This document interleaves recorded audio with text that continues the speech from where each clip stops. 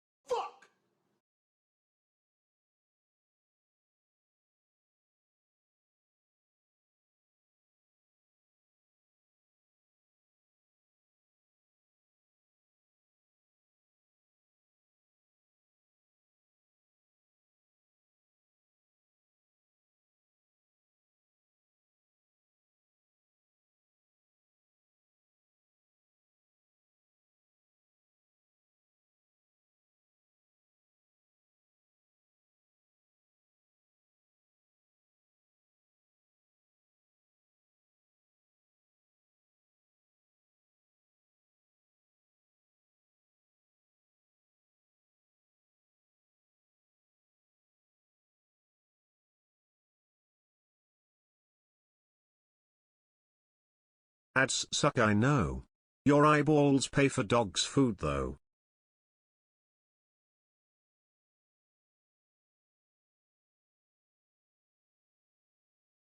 Oh, ow. It's dog time. Hello, it is dog time. Hello, I am dog. It is time. Poor dog. Hello, everyone. Yeah, it's dog time. Hi, how you doing? It's Sunday. It's React Day. It's pretty fucking straightforward. What's happening today? I'm doing okay. I went out for a drive. I came back from a drive. I ate food. I sat down, and now it's screen time. Oh, I also went out for a walk. I'm debating like walking more. Holy shit! I just started. I'm debating on walking more to help out wife. Hi, Oni. Good morning. Oh. But Oh, hello. hi, Mimi. Hi again. Hi, Allie. Hello there. But yeah, hi, 36. I was gonna call you 36. Did you enjoy your walkies? I did enjoy my walkies. Well, not as much as I could have. I hate bugs. Do not like bugs.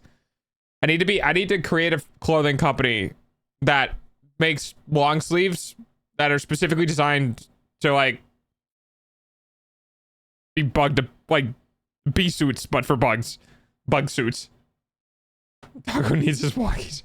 That's why I like going out for a drive. I like going out. The bike is really nice now. It really, bugs are yucky. Yeah.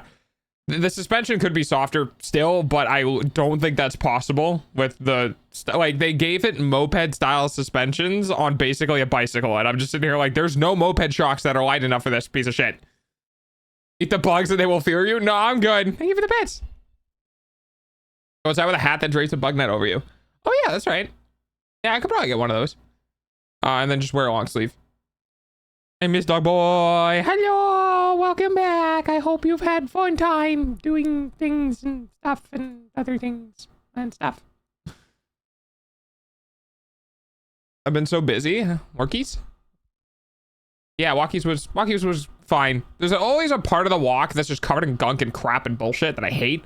But it's also the most difficult part of the walk. So if I avoid it, then I don't do the hard part of the walk, which burns the most amount of calories. So I'm sitting here like, Do I want to do things that are harder for a shorter period of time or do things that are easier for a longer period of time? I don't know. Arctic. But yeah, I went out, took the back roads, went to the camp, did the walkies, laid down for a little bit, wandered around, and I came back home, made some food, didn't shower. I didn't shower before bed tonight, but yeah. Work, how was chores? Life. Yeah, that's fair. I'm just watching the same looping image over and over again. Hang on. Hang on. I'm gonna grab this to show this to you. Wait, there's another one? No, that's way worse. Okay, hang on. I'll just... Don't worry about the eyeballs. It happens sometimes. Okay. So... It's this.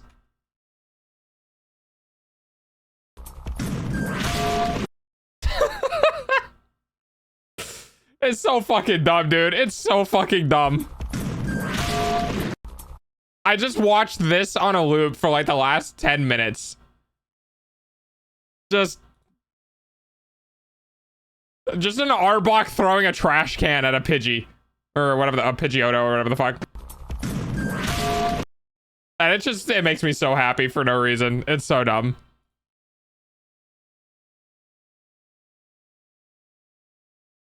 There should be Pokemon games all the time. It should be. Yeah, it should be. It's very funny. I enjoy it quite a lot. Watched a horror movie last night. It was awesome. It's called Hard Eyes, and it's basically ice cream but funnier and more gorish. Yeah, I'm actually not a big horror dog. I don't really like horror. I've seen horror IRL, which is probably why I don't like horror in movies. I've seen enough stuff that I don't want to see things that are close to it.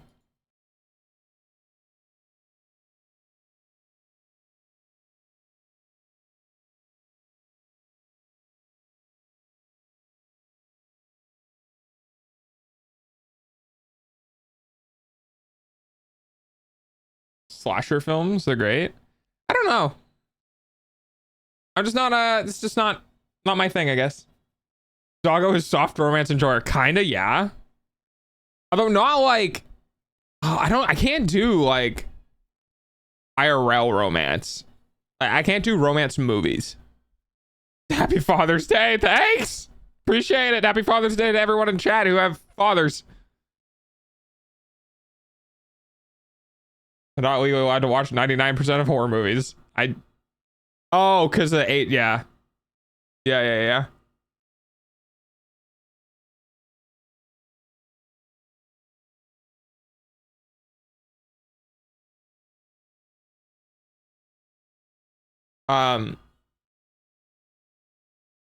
Oh, there goes my train of thought. It left the station and I was not on it. All right, well, that's fun.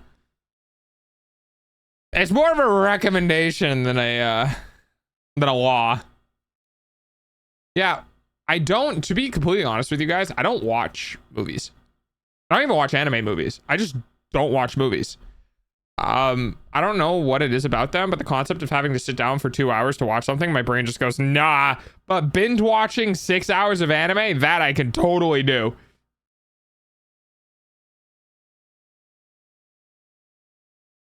I think comedy, if it comes to like real life stuff, comedy or like scientific documentaries, those are the stuff that I can watch if it's like real life stuff.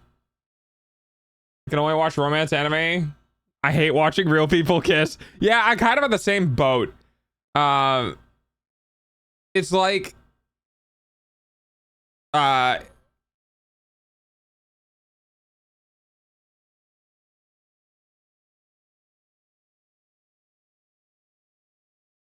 sorry, distracted by something.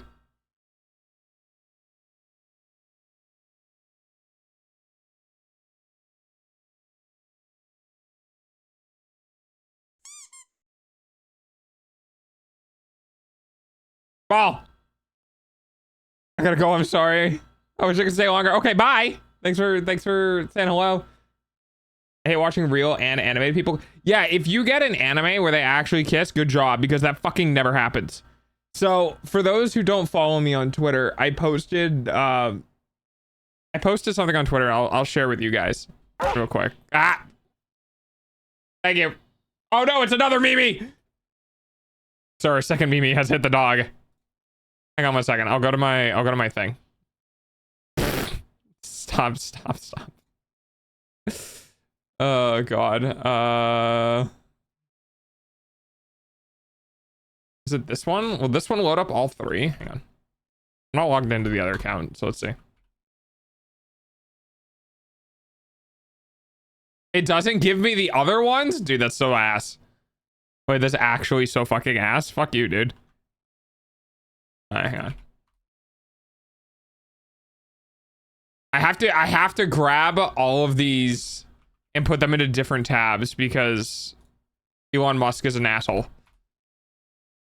And now you're not allowed to see the okay, there we go. A what now?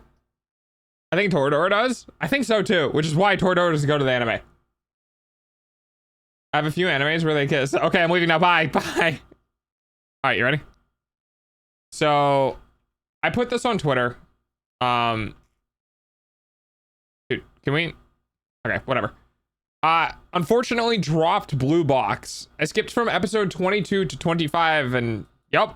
I did the stereotypical romance anime thing of ending with nothing substantial changing between the two main characters only to dangle a second season in front of you. Seriously, there was more progression in his skills at badminton than there was in the fucking romance in the show. Also, do we really need the annoying meddling character trope from left field?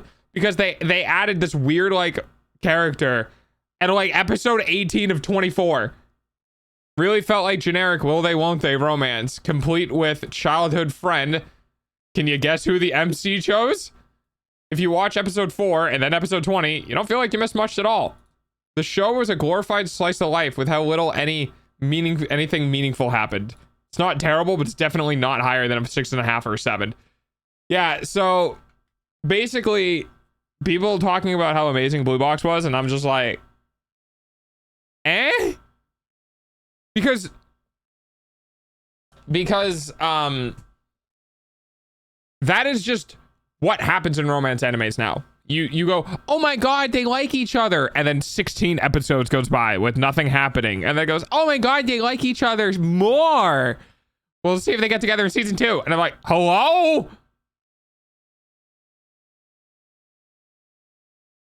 Hi, other Mimi. Is it Mimi Tan? We have 2 Mimis in chat now. Oh god, there's 2 of them.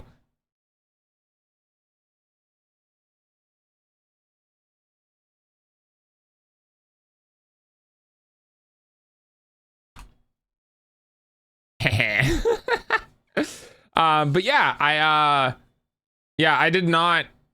I mean, okay, so I enjoyed Blue Box at the very beginning because it felt like things were happening. There was a lot of progression and the characters interacting, and then there was some pretty good progression with the story for a bit. And then honestly, from episodes 12 to 22, like nothing happened. I was like, okay, this is getting out of hand. Now there's 2 of them. Yeah, exactly. So I dropped it. I will not be watching the 2nd season of it if it comes out. Mimi 1 and Mimi 2. Well, isn't that Mimi 3? Get it? Because there's a 3 at the end. So wait, so we have Mimi 1. Well, actually, no, that would be Mimi 9 or 943. And then there's Mimi 3. So we're missing 1, 2, and between 4 and 942. But yeah, I dropped it. I don't like animes that don't feel like there's a cohesive arcing story to them, where they start off with a premise and then move into more like slice of life with romance elements forever and then finally finish it. Because I hate the fact that there's so many anime out there that focus on the chase rather than what happens after. You know, like there's so many animes that focus on what it's like before they get together and not enough that focus on what it's like when they're together. You don't want to meet Mimi 343. She's nasty crazy. Is that like the Halo Mimi? Gattaca Studio 343. Yeah. Yeah, I'm smart dog. I know what I'm talking about. I was trying to shake my head, but my model just was like, ah. Okay.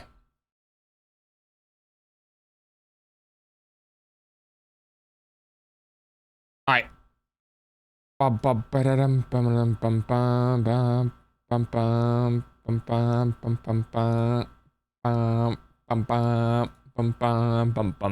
right. So we have today's React Day, by the way. Mimi 117. Is that Call of Duty Nazi Zombies, Mimi? Is that what that one is? I don't know if that was 117 or not. Yeah, you got it. Nice, let's go. So if you guys, Master Chief, that's what it was. Yeah. Okay. I knew it was something. Wait, then what was, nah, I don't remember. Something from World at War. There was numbers involved. Yes, we are doing React today. If you guys enjoy watching the React content and you want to support the React content, you can join the Discord. If you are over 18, you'll have access to the React channel, and then you can submit React content into the React channel. If you are not over the age of 18, you will have the under 18 chat in which you can submit stuff into the under 18 chat. Doesn't mean I'll watch it, just means I'll see it. And if I think it fits the vibe of the channel or the vibe of the current day of React Chips, stuff. Please not the spray bottle again. Okay, thank you, Chips. If I think it fits, then I'll pop it up on stream. Okay. React content. Yeah, React content. Every now and then, though, during the React content, sometimes we'll just sit and yap for a bit because today is more about like hanging out with dog and watching dog look at things. So sometimes we do some yapping before we move into the React content stuff. And then tomorrow we return to dog plays video games.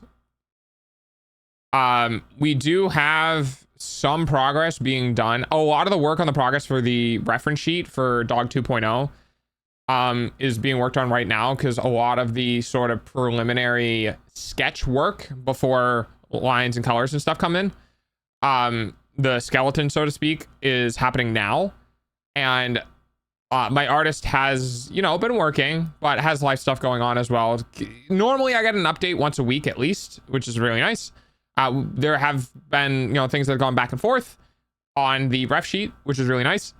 And so we're getting closer to solidifying the 2.0 ref sheet, probably by the end of the month.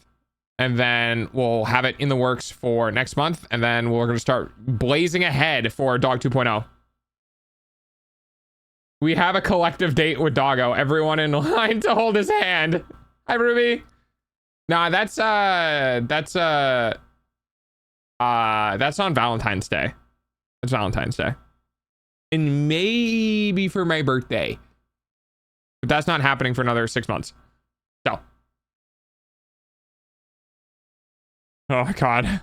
I've reached the age where I don't want to get older. I'm just happy being in the walls. Fair enough. Also, all the Pokemon background music is kind of goated. Dude, Pokemon, like, orchestral music is amazing. My paw print is gone. Plop. Mobius, hopefully you'll... I think if Banana, Oculus, Moist... I wish I was 21 again. I do too, because then I wouldn't have ear problems.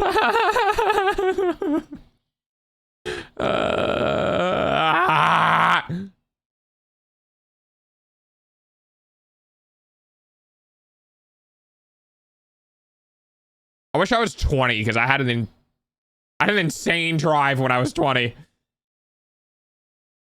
Just to do anything. So much more energy.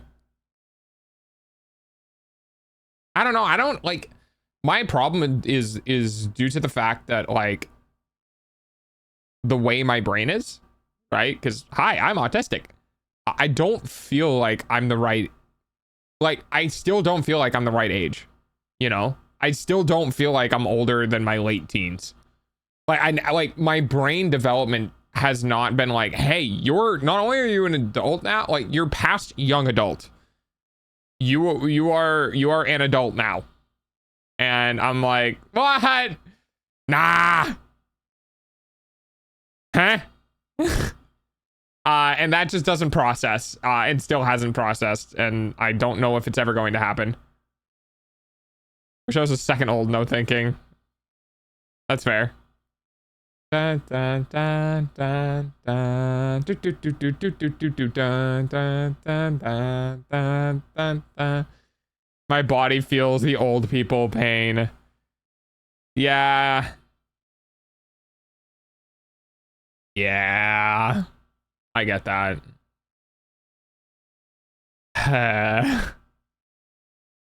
It's fine. Da, da, da, da, da, da, da. Earlier this day, my head was hurting and I realized the problem was sitting in my room in 35C with no airflow. Yeah, that's not good. That's definitely no good. Man, I want a motorcycle. I love my e-bike, don't get me wrong, but I want a motorcycle so bad, dude.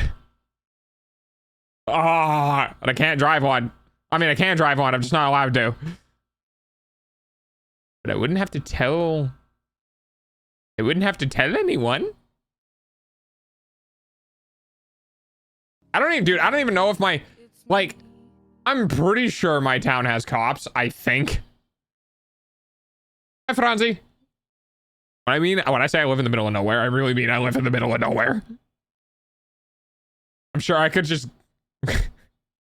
I'm sure I could actually legitimately getting away with getting a motorcycle, slapping a fake plate on it with a fake registration, and just, like, sending it, and just never getting pulled over for, like, years. I'm pretty sure I could actually get away with it, and no one would give a shit.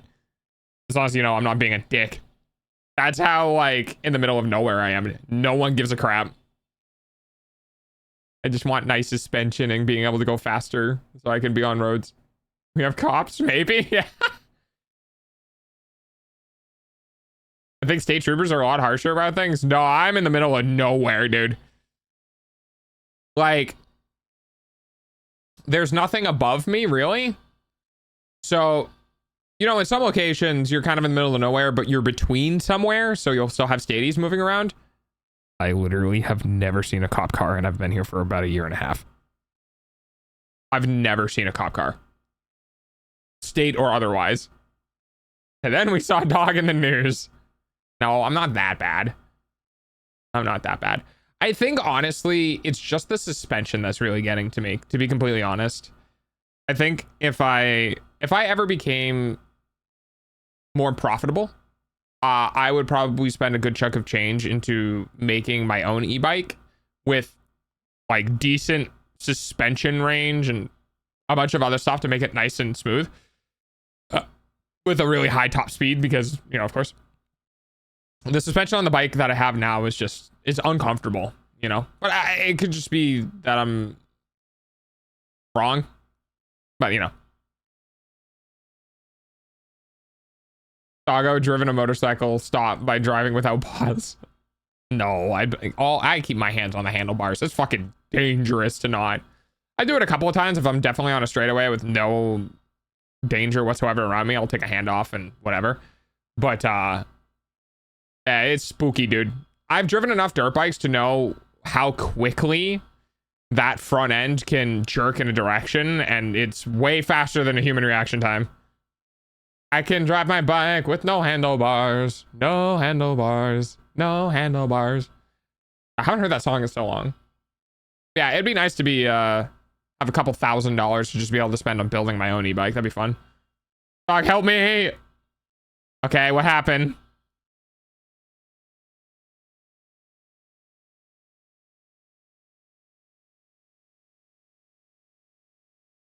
But yeah, I don't know. I just want better suspension, I guess. My dream is to owning a Stargvar. I have no idea. Friends are making out in front of me. I'm stuck. Kick them. Easy. I don't know. Just walk away. They're not going to notice. Okay, we are not listening to anything by Activision Blizzard. Goodbye. But yeah. Well, then kick them out. I don't know. 80 horsepower electric dirt bike. I mean, yeah, kinda. The problem is it still needs to be a bicycle. Like, it needs to be pedaled. Like, that's the problem. I need like something that looks like a bicycle but acts like a dirt bike, which is possible, but yeah. The suspension would definitely be better than what I have on my current bike, just because of the way that, like, this, how the suspension would work. Thanks for the pets. When they get told to get a room, so they take yours. Get in the middle and kiss both. I don't know if I'd incentivize that, but yeah. Let's see.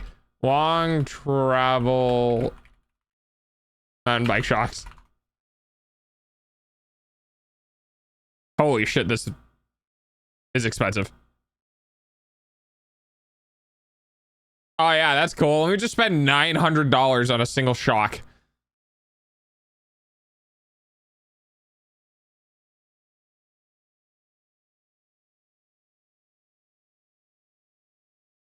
I guess I could. I don't have a fabrication thing. I couldn't make it myself.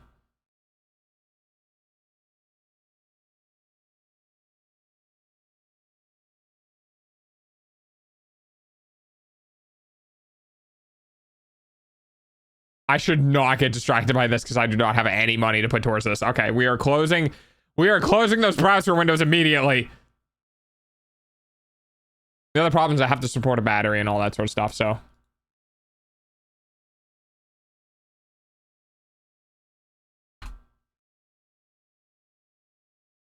Don't poke me. I have not done anything to you. Don't poke me. All right, let's get, how long have we been here? About a half hour? Yeah. Let's start doing some React stuff. All right, let's see. So this is brought to you in part by you guys. If you want to submit Thank you for the super love, Mobius. If you want to submit React stuff, go to the Discord and submit it to the React channel if you're over 18. If you're under 18, you can put it in the other 18 chat. Okay.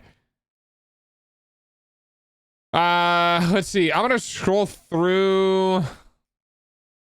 Seems like we have a lot of stuff. Oh my god, that video of parent your kids. Okay, we're going to do this because I have not gotten through this video in a React yet. So we're gonna do this because I need to get through this at some point. I am very opinionated about how to raise kids, so I almost never get through this video. Dude, dude.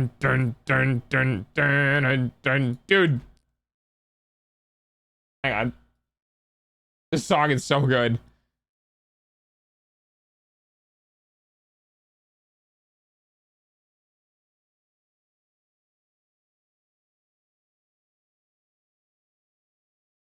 We finally finishing the video? Yeah. The orchestral Pokemon music goes so hard.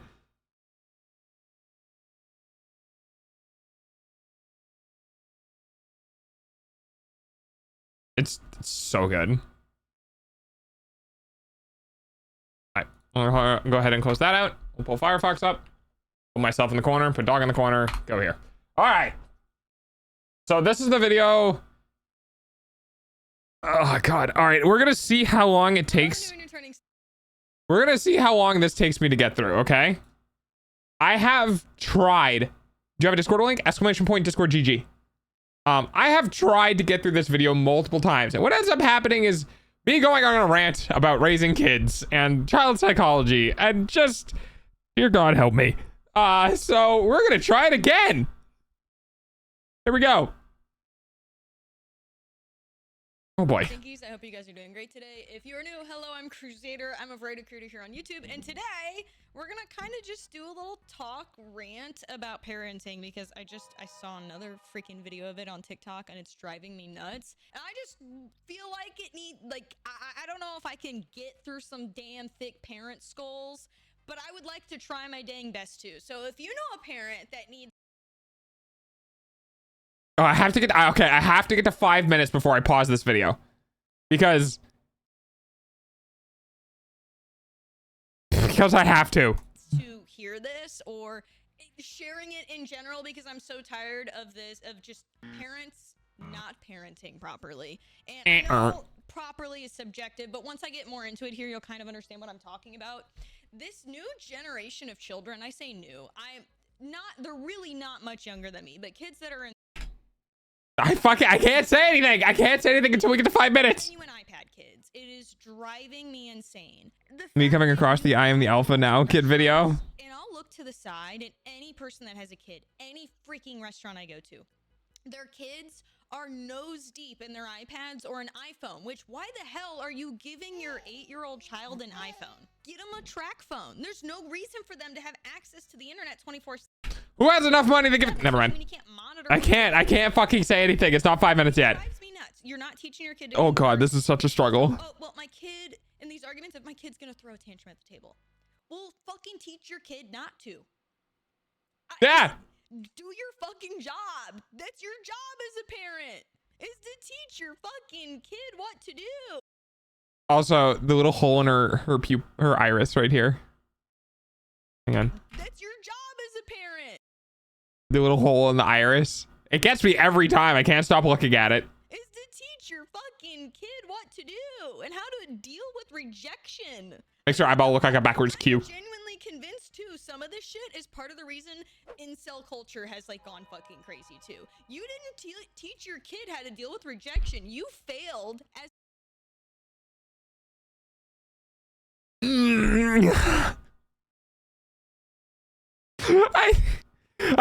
5 minutes. Say parent. It's so stupid.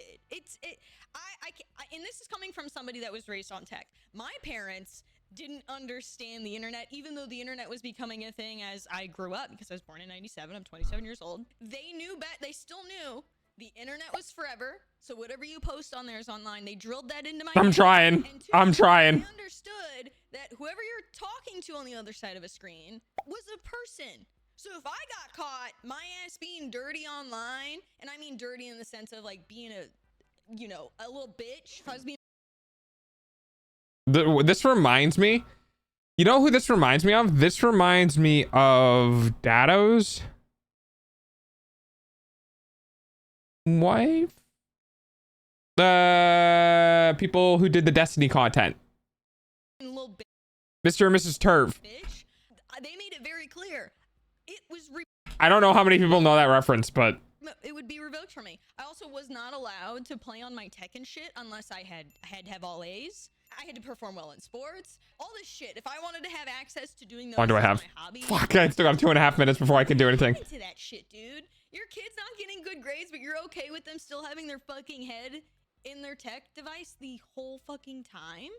Also, I have so many opinions. I'm trying to not be an asshole, man, but it really pisses me off, especially because I have so many teachers in the community. And I talk to with streams. I can make it. I can do it. I can do it.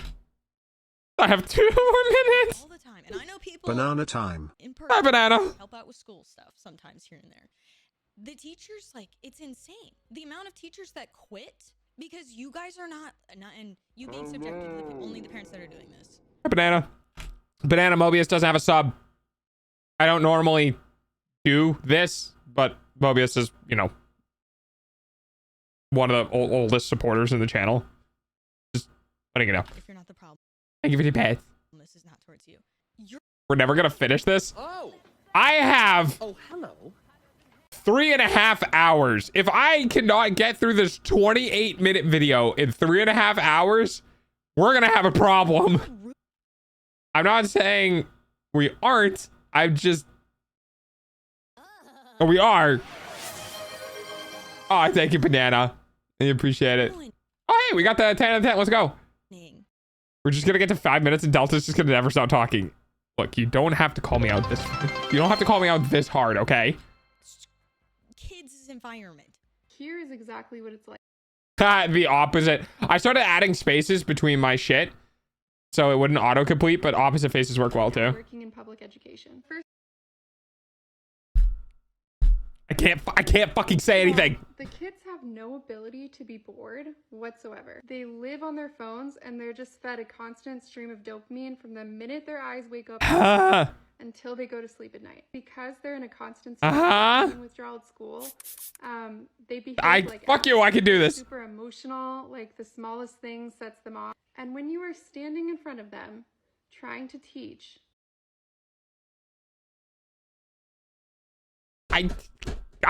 okay. they're vacant. They have no ability to tune in if your communication isn't packaged in short little clips, or if it doesn't have like bright flashing lights. That's actually the way harder part for me than just the outright I should have deleted that. Like, no. Being up at the front, talking to a group of kids who have their eyes open, they're looking. I just got myself a car. Hey, nice job, purting a dog. You're ruining jobs.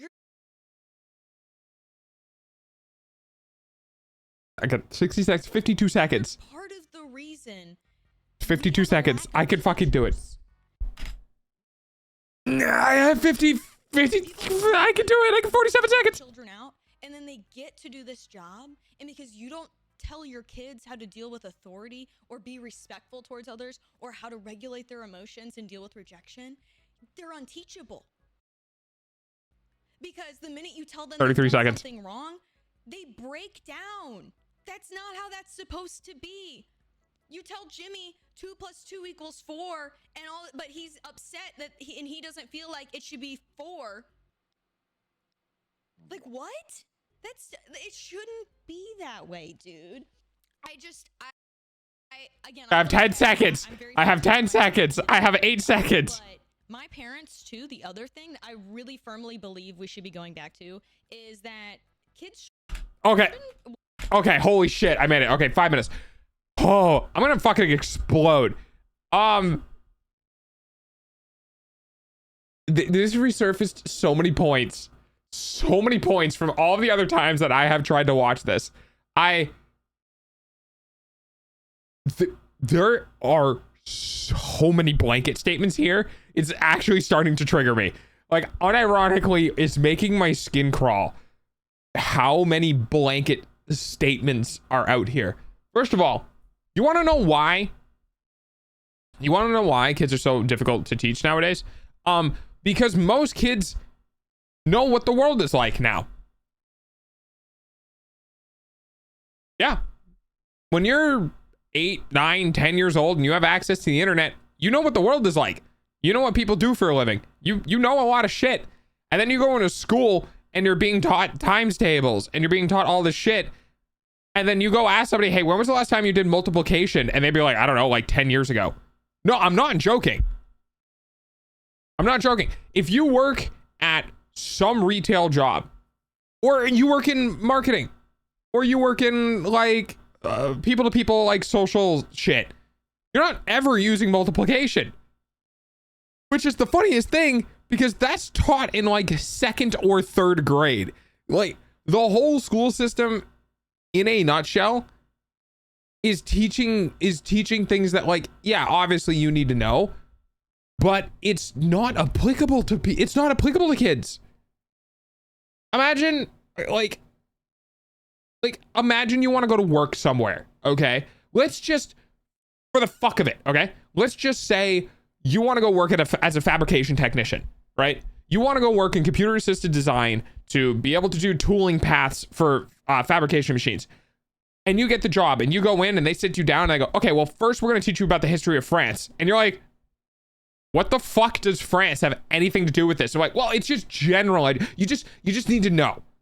You just need to know. I was like, no, I don't need to know what the fuck happened in France to go work a computer. I was like, no. See, society has decided that you need to know. And it's, I don't know what it is. And it was my problems in school for the longest fucking time of going and sitting down in a class and going, this is not useful to anything I'm going to do in life. And even if it was, you are teaching me it so far ahead of time, I am going to forget it and have to relearn it when it becomes useful. Like learning trig, learning calculus, learning fucking anything, any other higher level math, right? And you don't go into anything that's going to use it, because let's be fucking real here.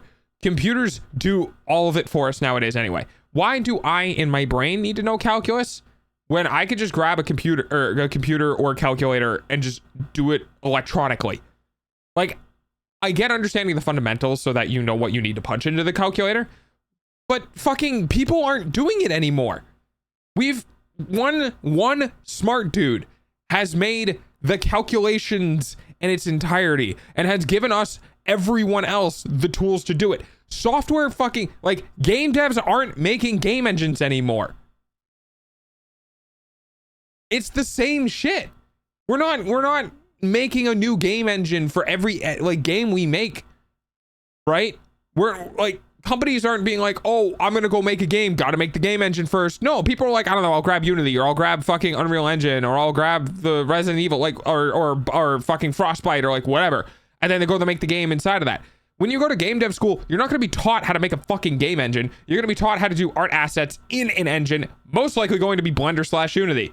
Like, we are so far behind on general education because education has literally not changed in like 40 years, but technology has gone so fucking fast that by the time we leave general education, and all of it gets dumped out of our brain anyway, because we're taught literally the exact same fucking thing for 8 years straight, and we leave school and we're like, I don't know, I can look it up, I guess.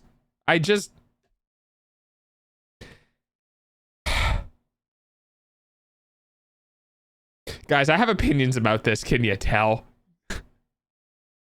School is designed to produce factory workers via having you sit down, shut up, and do whatever is in front of you. Yeah, and we don't need factory workers anymore because we have robots. We have robots. Just, it's, kids today are growing up in a society that is farther ahead than the educational system.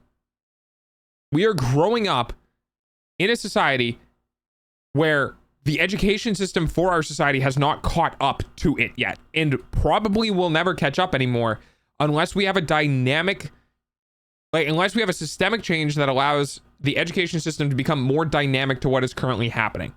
Because I have a bias towards this.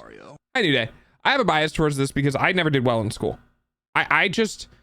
School and I never worked because probably the autism and the ADHD, mostly the ADHD, but school and I never worked. And the reason why school and I never worked is because I was intelligent enough to be able to understand what was being taught to me literally day fucking one.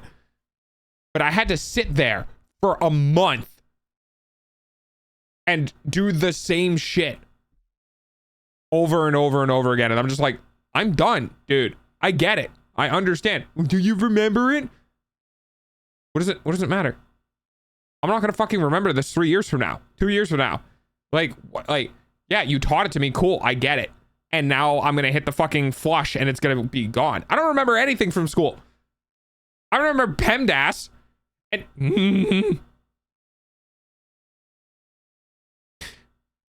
general education is so useless because if you ask any 20-plus-year-old how to do a simple arithmetic that involves PEMDAS to any degree, like 50 to 70% of people get it wrong.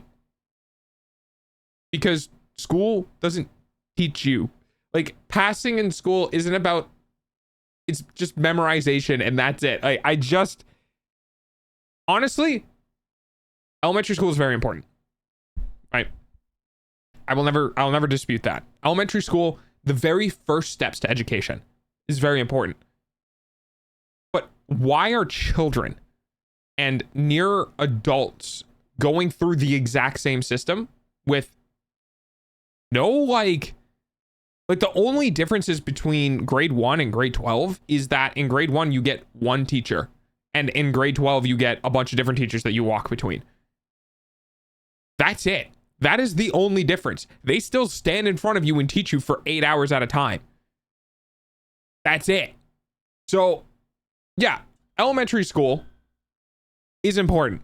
The very core foundations of society. Understanding basic arithmetic, division, multiplication, addition, and subtraction, right? Understanding basic, history of your country, right? Understanding basics, but like, you don't understand. Kids don't give a fuck about history. They're literally not old enough to get to like fathom what 100 years is, what 200 years is, what 300 years is. Like, they're literally 10 years old to 14 years old. They have not existed. There are some kids learning history that are younger than the time span between fucking game releases. Like, they don't fathom time. So it's a lot harder for them to latch on to history because they just don't get the time span. It's not every kid, for example, Mobius, but it's such an abstract thing. Math is very concrete. Science is very concrete, right? Current political things, very concrete. History is extremely abstract. History is imagine it happening. Literally, that's what history is. When you go and you sit down and be like, Abe Lincoln got shot in the back of the head in fucking whatever year. All they're telling you is that imagine this dude from this many years ago got shot. It's like, okay, I'm imagining it, but there's no difference between me imagining it and me seeing on a fucking television screen. It doesn't affect me. Like, the only reason why that's real is because everyone else says that it's real. But for all I know, everyone else is wrong. And it's crazy tinfoil hat propaganda, and Abraham Lincoln committed suicide, and the political party never wanted people to find out that he committed suicide. Like, you know what I mean? Like, the whole history is written by the victors thing is a very real thing. And we're just regurgitating what everyone else before us has said. There's no one alive that was around when Abraham Lincoln got shot. No one. There's no first party reports of it anymore. It's just, it's probably my brain but history is fairy tales. Legitimately, history is a fairy tale. If it is older than anyone on this planet, it is a fairy tale because it doesn't exist anymore. It only exists in books. There's no difference between fiction and nonfiction except for people saying, no, wait, that one happened. I think we do have an audio recording of a guy who was there. Like he went up on a talk show and everything. Right. But you kind of like, you get where I'm coming from. The difference between history then and history now is history then was written down. History now is videos, which is a lot more concrete, which is honestly, I'm kind of jealous of people 100 years in the future who are learning about what happened at the turn of the 2000s with all of this shit. And like, they can watch video of dead people. You know what I mean? Like, we're going to get to a point in the future where everyone is dead in a video somebody's watching. Like, the video is 150 years old, whatever. Like, it was on YouTube, but they got transferred, whatever. And they're playing it back, and it's like every single human being in this video is dead. Every single one of them. There's not a single person who's over than 150 years old. That's gonna be fucking wild to think about, right? But until we get to that point where history is literally recorded in more concrete and directly in our face that cannot be altered by stories, the history that we do have access to is all just hand-me-down information through you know, words and writing. And I'm not saying that it invalidates what it is, but what I am saying is that it doesn't feel like real. I just, oh god, dude, there's so much wrong with the fucking educational system. Yeah. Anyway, trust me, bro. Dave died in 1800. Trust. You know what the problem is with medieval history? What, Mobius? What's the problem with medieval history?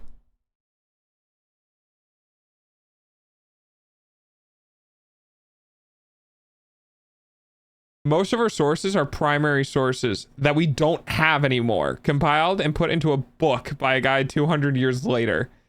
Yeah. Yeah. You know what I mean? Like, it's... And to try to get a child to understand this, you know? To try to get somebody under the age of 15, 14, 13 to be like, well, this all happened. But the people in the fucking stories are adults. Why do they care? You know what's really cool? History about children. That's what children are going to give a shit about. Because it's about their demographic. Why is it interesting to most people over the age of 18? Well, because those people are adults learning history about other adults, right? It is much more, what, you could associate it to a way higher degree. When you're 14 years old learning about some fucking 60-year-old who did some weird cool thing for society, you're like, all right, cool. I'm 14.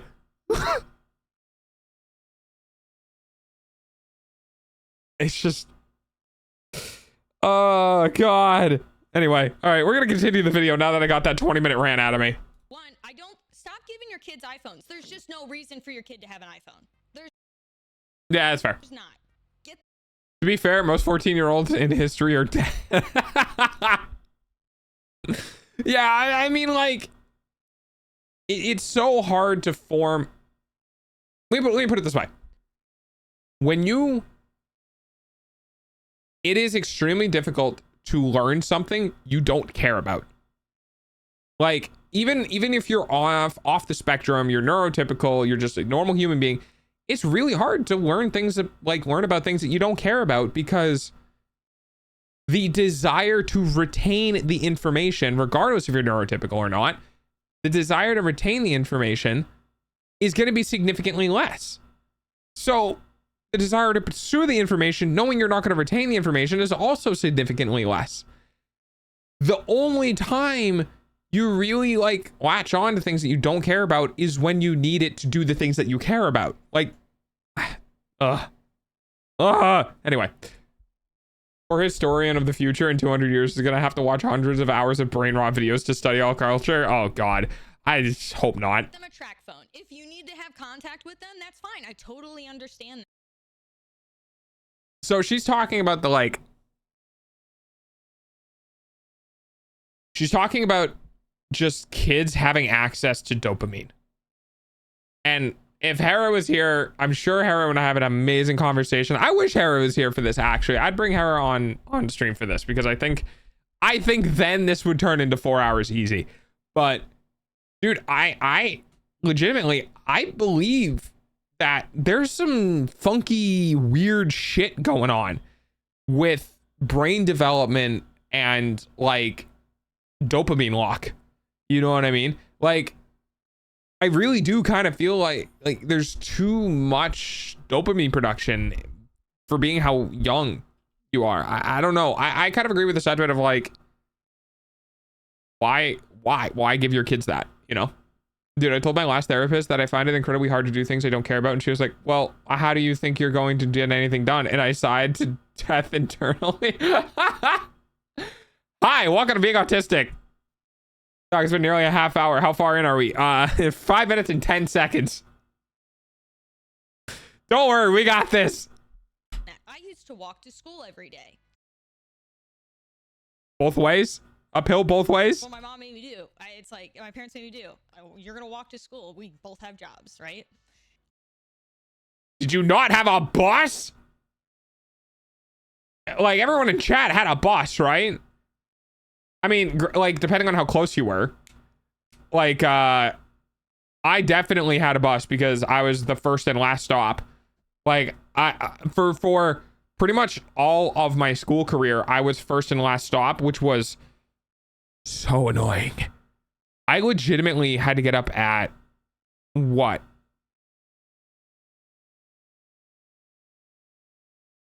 5:45 a.m. I got up at 5:45 so I could get to my bus stop by 6:05 because the bus route was 40 minutes long, so we could get into school by 6:45, sit down in the cafeteria, go to homeroom at 7, and then get out at 7:08. I had to get up before 6 o'clock in the morning when my body and brain were at the highest developmental period of my fucking life. Anyone see a problem here? Anyone at all? God, I fucking hate school. I lived within walking distance of the last elementary school I went to, and I lived on a hill. I would have, dude, I 100% would have walked to school every day if it meant I could get almost an hour more of sleep. Oh, hell no, I'm not walking. I'm in biking distance. Also, schools don't do buses here. Really? I fucking hated having to get up and wait for a bus like a zombie. Yeah, right? I could call. I could make emergency calls if I needed to. I could call my parents, and I could send a limited amount of text messages. And it doesn't have to be exactly the track phone brand. It's almost time for dogs hourly payment using your iPhone. Shut up! I know! Brands out there that do very similar functions, and they look like iPhones even though they're not iPhones. There are 3 parts of school I like. Get them. I've talked about this before in one of my other reacts to this video. I agree that the ability to have communication with your children is really important and is one of the great, amazing technological advancements in society of just being able to have your kids call you and just be like, I'm all right, I'm hanging out with friends, and be like, all right, cool. That is amazing.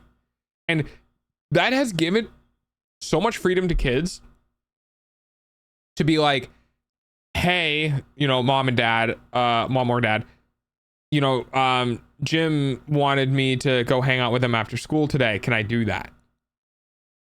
Like, can you come pick me up at, you know, at his house after work? And then as a parent, you can go, yeah, that's fine. And then amazing, you can now go hang out with your friend without ever having to like talk to your parent. You could do it on the spot, right? It's kind of an instant gratification thing, but it's still useful. Or, hey, I'm being kidnapped. We should probably call the police. Okay. Like, yeah, phones were an amazing invention. Cellular devices were an amazing invention. And kids nowadays are growing up in the 4G age, not the 3G age, but the 4G to 5G age, which is pretty good just for like data reasons. But like, yeah, you shouldn't really have a camera on your phone. You really shouldn't have apps on your phone. Not when you're that young. Like, having the technology is fine. 3 parts of school: lunch, recess, and the end of the day. Biology, Jesus Christ. Biology, chemistry, and leaving. Oh, dude. Oh, guys, oh. The euphoria of walking out of school on the last day where I knew I was never going to go back. I felt like I got out of 10 years of prison. Knowing it was going to be the last, I mean, it was a little bittersweet, but knowing I was walking down the halls for the last time, going down the stairs for the last time, leaving these doors for the last fucking time, leaving all the teachers, all the kids, and all the bullshit behind me was amazing. And then I fucking panicked. And I still should be panicking. I've suppressed it really far down. But the panic of, oh shit, my stability and thing that I used to do every day for years and years and years and years on end is now gone. Hi, welcome being an adult. Have fun in the world. And it's just like, oh no. Oh fuck. Oh god. Oh no. Yeah. I think losing recess in high school is kind of bullshit. Oh, 100%. Absolutely. Absolutely. Literally, our break was to eat. We're kids, dude. We're not workers. The 30-minute break once in every 8 hours, like, dude, we're not nice to kids. We treat kids like adults. They're not adult. Like, you can't treat children like they're an adult and not give them the adult privileges. That's just fucking evil. That's never gonna fly in college. They're not gonna hire you if you act like that. Doesn't prepare you for actual adult living, like, at all. No, it does not. No, it does not. But I also think that, like, we've moved to a different day and age where a lot of people who were teachers were older people who, you know what I mean? Like, I feel like there's more younger teachers. I could be wrong, but I do feel like there was a lot of younger teachers who just, like, would laugh at that and be like, no, I remember going through college, 5 years ago, not 50 years ago, and things are way different than what any of your older teachers are gonna say.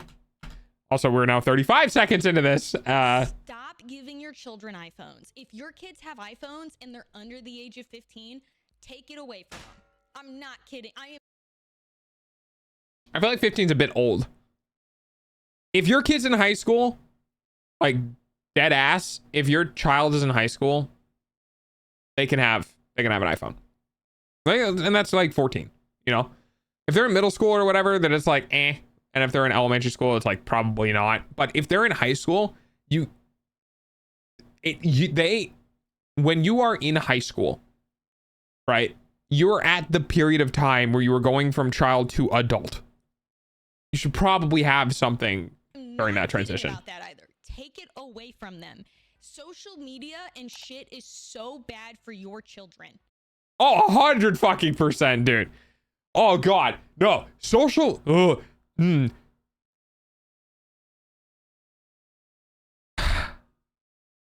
Social media is just bad. Social media is like the news on demand, and the news is already bad. Like, social media is fucking terrible.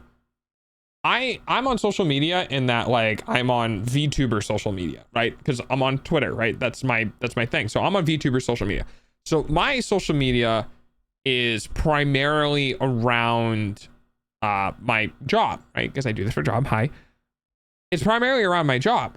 And I look at social media still knowing that everything that I see is just the shit that floats to the surface because it gets engagement.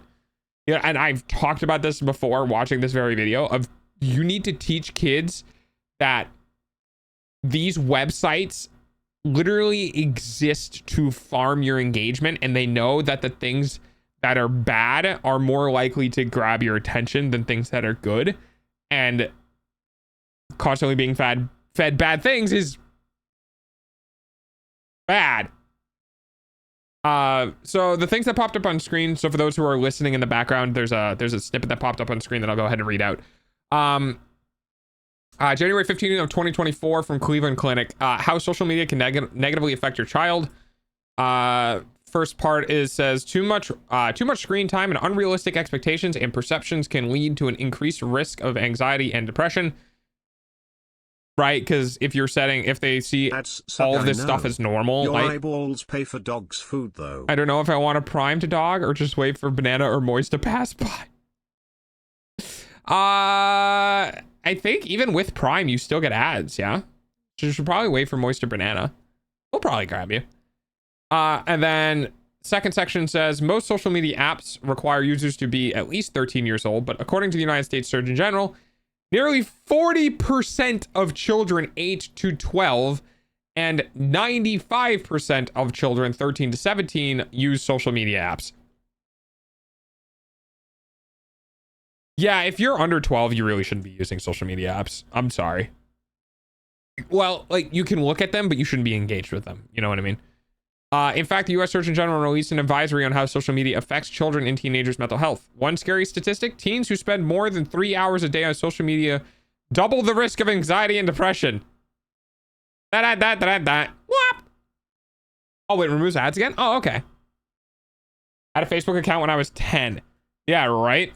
It was mostly to keep up in contact with my mom easier so I could play games on it. That's funny.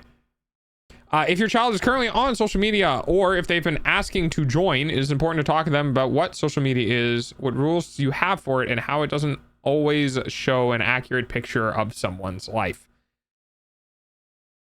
You need to teach your kids about entertainment because, like, that's what social media is. It's entertainment. It's text-based entertainment, but it is still entertainment.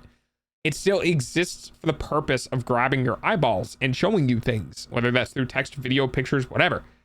And, like, just trying to get your kids to understand that they shouldn't,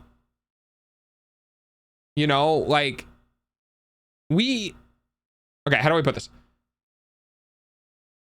We had credit cards, and our parents' generation, Gen X or older, got credit cards, and they were very new, and people didn't know about them, and they were used as free money, and then people went into debt, super hardcore, massive amount of credit cards debt, and couldn't climb out. And then when they had children, they told their children, yo, credit cards are kind of a scam, be careful. And now, you know, credit card debt is still a thing, but it's not rampant. It's the same thing with online entertainment. You know, my generation, the people born in the 90s, my generation goes, oh my fucking God, we were brought up on this. Holy shit, this is terrible. And it's our job to tell our kids, yo, social media is really bad for you and really preys on, like, human biology and shit, and, like, you need to avoid it. It's like every fucking generation, dude. It's credit cards or cigarettes or social media, or, like, it's something big corpo invents or creates to try to bring in as much money as they can, while at the same time preying on all of the different impulsive monkey brain activities that humans have. You know what it's going to be for our kids' generation, or between my generation and our kids' generation? Video games. It's going to be fucking video games. It's going to be, yo, hey, by the way, don't spend money on pixels, because here's a list of thousands of dollars I spent where the game servers don't exist anymore, and that money is just gone. Just bye-bye. No longer exists. It's in the pocket of some fucking billionaire somewhere. Like, it's every, like, 10 years, dude. It's every 10, 15 years. Something else comes out that gets ingrained into some generation that is actually awful for them, and now they got to tell their kids not to do it. And then their kids' generation gets something, and then now they got to tell their kids not to do it. It was like every fucking generation, dude. There's something that happens, and we're just constantly having to tell our kids, yo, this is terrible, don't do this. And then businesses go somewhere else instead. I keep getting ads on YouTube for class action lawsuits against the entire video game industry for being addictive. Yeah, exactly. You need to teach your kids that their eyeballs pay for dogs' food. I'm going to keep that in 2.0. I like that one. I'm 20. Bill Gates took your money. Yeah. 7 and I have to deal with it. People are fucking vicious. Oh, God, yeah. Anonymity on the internet is bad. And, like, kids getting comfortable. Like, okay. I have had to tell people this. Well, not had to, but I have told people this. When you see a username online and you're like, why are you so angry? Why are you so confrontational? What is wrong with you? It's probably a kid. Because the older you get, the less you just interact on the internet. The more things you have to do to yourself, the more you want to go be outside, be away from the time sink that is literally taken years of your life away that has not provided you any value. Hi, sorry, I'm contributing to that right now. But a lot of shit on the internet is from kids, dude. Like a lot of it. And every time you look at a username, you don't know if that's a 45-year-old fucking whack job, old guy or 14-year-old whack job young guy. Like, there's no way to know who you're interacting with and what their age is and what their mental state is and like all this other shit. It's just not worth it. Dog, how far are we? 5 minutes and 55 seconds. We'll make it. Don't worry. We'll make it. And yeah, that's also not good for kids because they don't know. Do you guys remember being younger and like having this disposition of thinking that everyone on the internet was around your age, and then you find out people are like in their mid-20s or mid-30s or whatever, and you're like, whoa, what the fuck? What are you doing here? The internet isn't for you. I'm looking for like 15 or 16-year-olds that are on the internet, right? And then it's the same thing, right? They get comfortable talking to somebody, you find out they're like 5 years older than them, like 19. And also, oh, we'll get there. You gotta believe in me. We still have 2 hours and 48 minutes. We're good. so Thank you for the pets, Franzi. it's so easy for them not to just get addicted to tech, but get addicted to bad habits. Well, bad habits are bad habits because they're easy to do. I don't know if that the addiction to the bad habits, but yeah. Kids, your daughters potentially, are doing Of course it's your daughters. Jesus Christ, dude. skincare routines of 20, 30, 50-year-olds. Okay, that'd be why. They're ruining their skin. Well,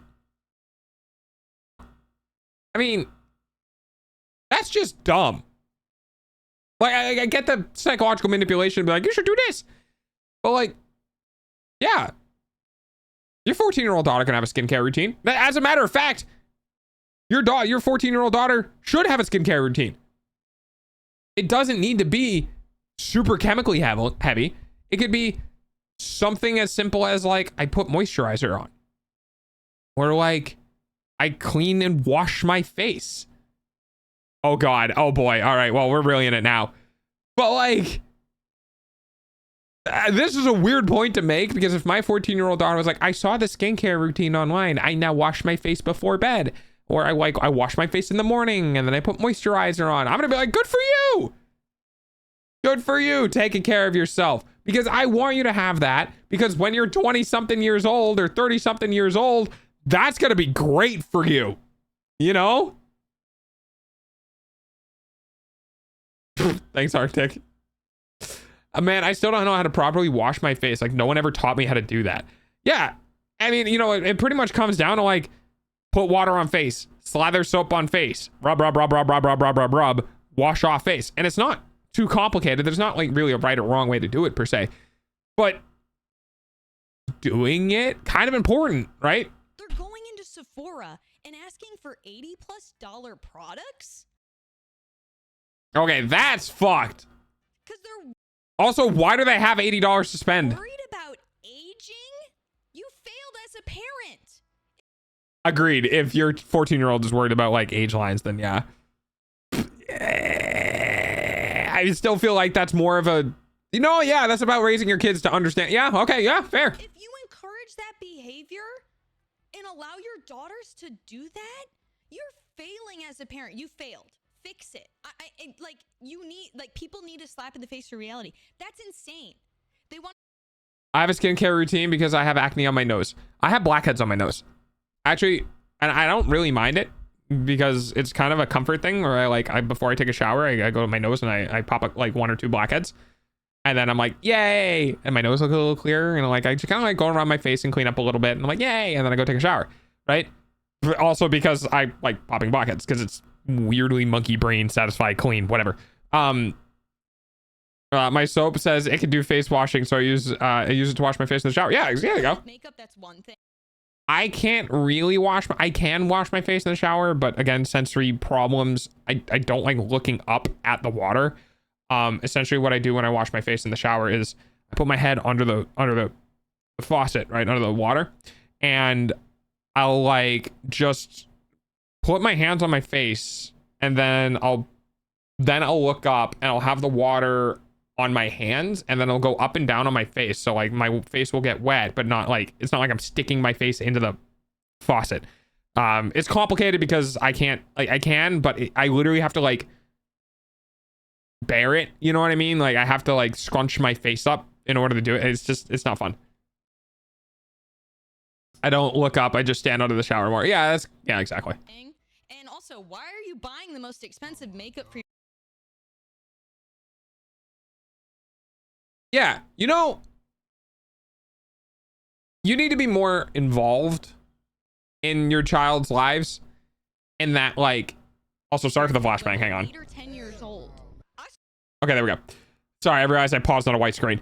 You know, there should be like, maybe it's a me thing, okay? Maybe it's a me thing. Maybe it's just, if I was a dad, this is what I would do. But fucking be involved in your child's life and teach them how to get bang for their buck. You know what I mean? Like, teach them the differences between $3, $8, $15, and $50 of like the makeup.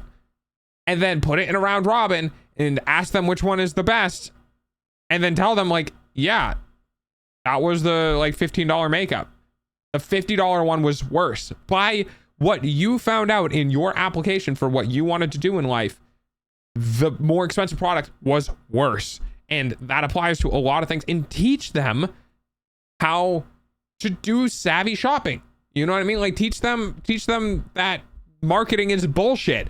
That the fucking, you know, $3,000 purse is the $30 purse with a different fucking label on it. You know what I mean? Started playing with makeup around 10, and let's girls, like we do dress up and shit like that. But like kids are going to school with a full beat face and doing these crazy skincare routines. There's girls vlogging that are like 10 years old. Get ready with me to go to school, and they're waking up at like 5 a.m.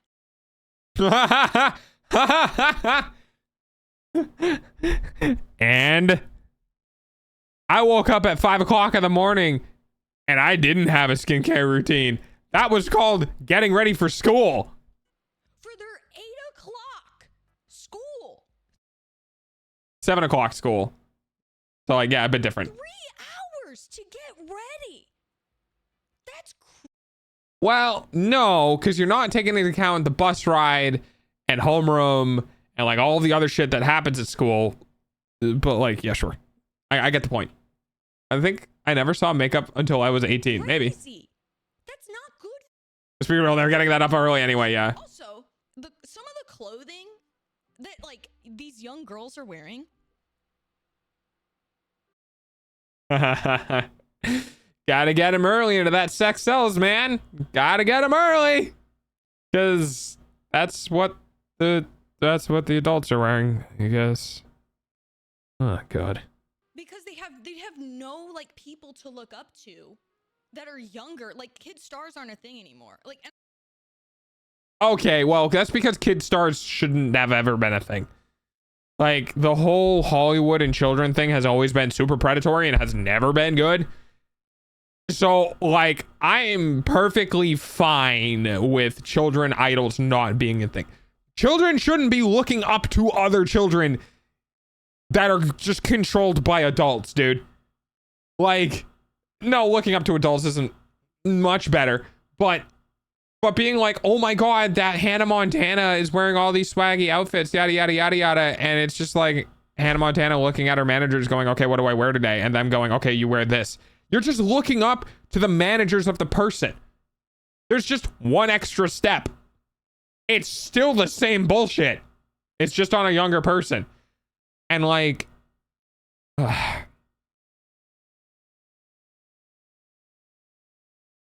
everyone needs a role model, you know? Child stars are the most stupid thing ever. Yeah. Everyone does need a role model. You just need to fucking instill ethics into your child so that you can give them a good role model, right? The child doesn't need to pick their own role model, right? Like, I could tell my kids who I looked up to. I'd be like, yeah, this person was really cool, or this person worked through a lot in their life, and I thought that was really cool. You know, go dig into people, go learn about people's histories, go figure out about people, find the parts about them that make sense. Don't just take the same role model everyone else does. Be that cool kid that picks someone on YouTube that you really like watching that has 5,000 subs. You know, don't pick the fucking dude with 500,000 subs or 5 million subs. But find somebody on the internet who's working hard, who no one has seen. You know, like, find somebody who deserves to be looked up to. Don't fucking fall into the same bullshit everyone else is. Like, yeah, this is about teaching kids how to do that. So it does fall in line with you know, teaching your kids. I don't know how I did it. I always ended up at school at like 7:58. I ended up at school at 6 something. My role model is a cool biologist with a TV show. There you go. Understand that wasn't always a thing, but like, holy shit, dude! Like, they don't. You're putting a phone in front of their face, so they think they have to live like adults because they're. Okay, but the Pikachu slippers are pretty based. This person knows what's up. The Pikachu slippers are pretty based. Watching adult content, and whether you're like,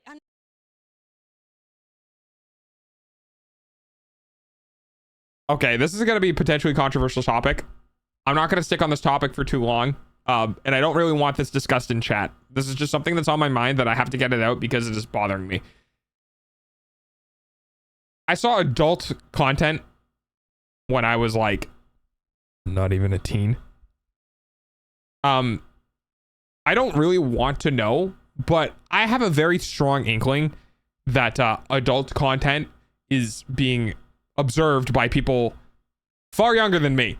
And that's kind of worrying because there's no moderation on the internet. and I don't mean. That's it. That's all I'm going to say about that is that you think this is bad? The hub, air quotes, the hub is literally a meme. Like, pornography in general has become very widely discussed and talked about on the internet, which means it's very widely discussed and available to anyone who has access to the internet. And I'm just sitting there like, dude, I fucking, holy shit. People have probably seen things much younger than what I did. Content in the terms of like sex work, right? But I mean adult content. God, but see, I fucking, I took it that way. Well, there we go. In the sense of like adults making content for adults. Like, I'm here, I'm talking to an adult. My channel is talking to adults. Everybody say hi. Hi.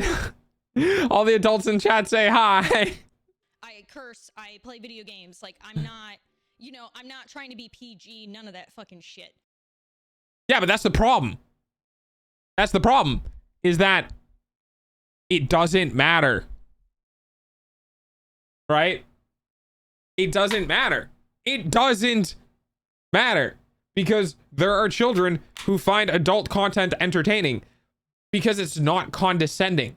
It's not like, it's not looking down on them. It's not fucking sculpted with children in mind. There's a lot of people under the age of like 17, like 12 to 17 who like, yeah, I watch content for adults because it's just normal content. That's just what it is. And that, yeah, it's like, I don't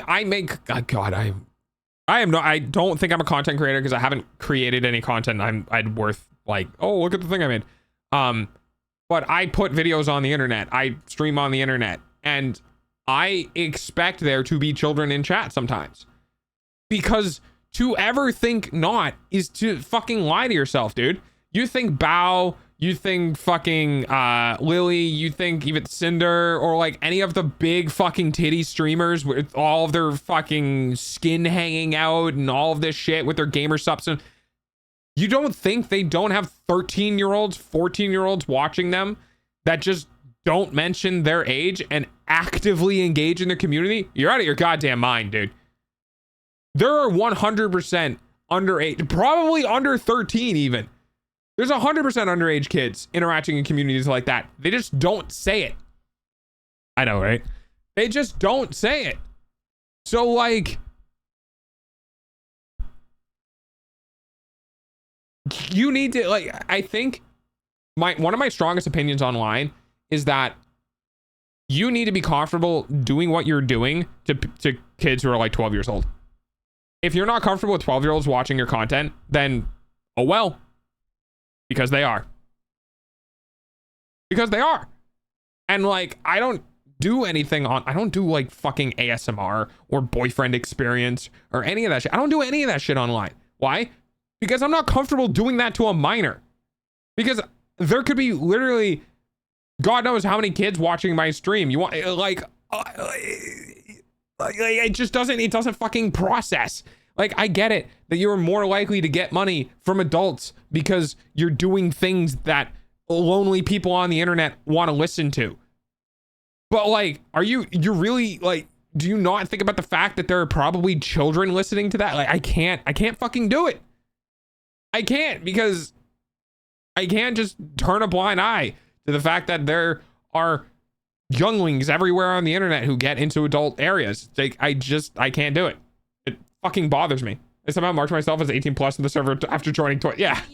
They're like you're letting your kid have access to watching adult content.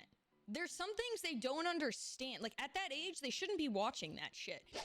Okay, cut in here because I felt like I just didn't hit on this enough when I was recording it. That's a nice collar.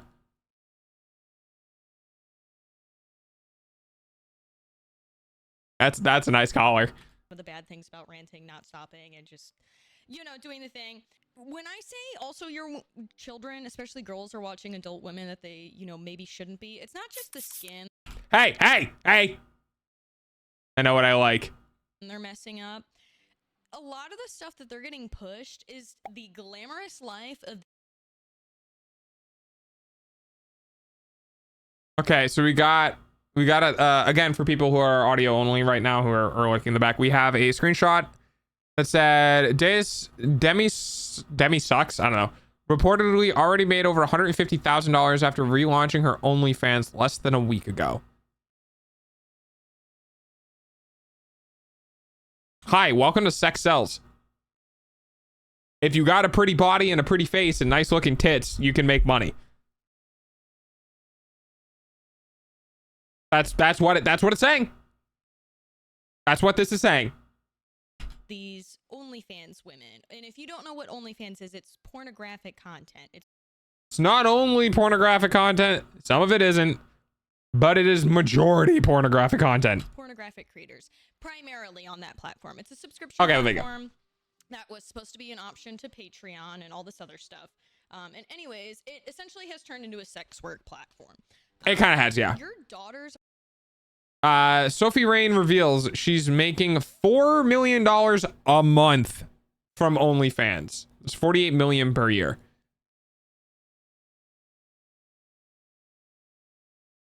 Like, that's insane. Are getting pushed, get ready with me's and stuff by porn creators, or these girls are doing dances and stuff to promote their pornographic content, but they're getting pushed and they're shoving this oh yeah, and the whole other thing about like pornographic content being pretty heavily suppressed in general around social media platforms, and women circumventing that by doing highly suggestive content where people get curious about them and they go, oh, do they do an OnlyFans?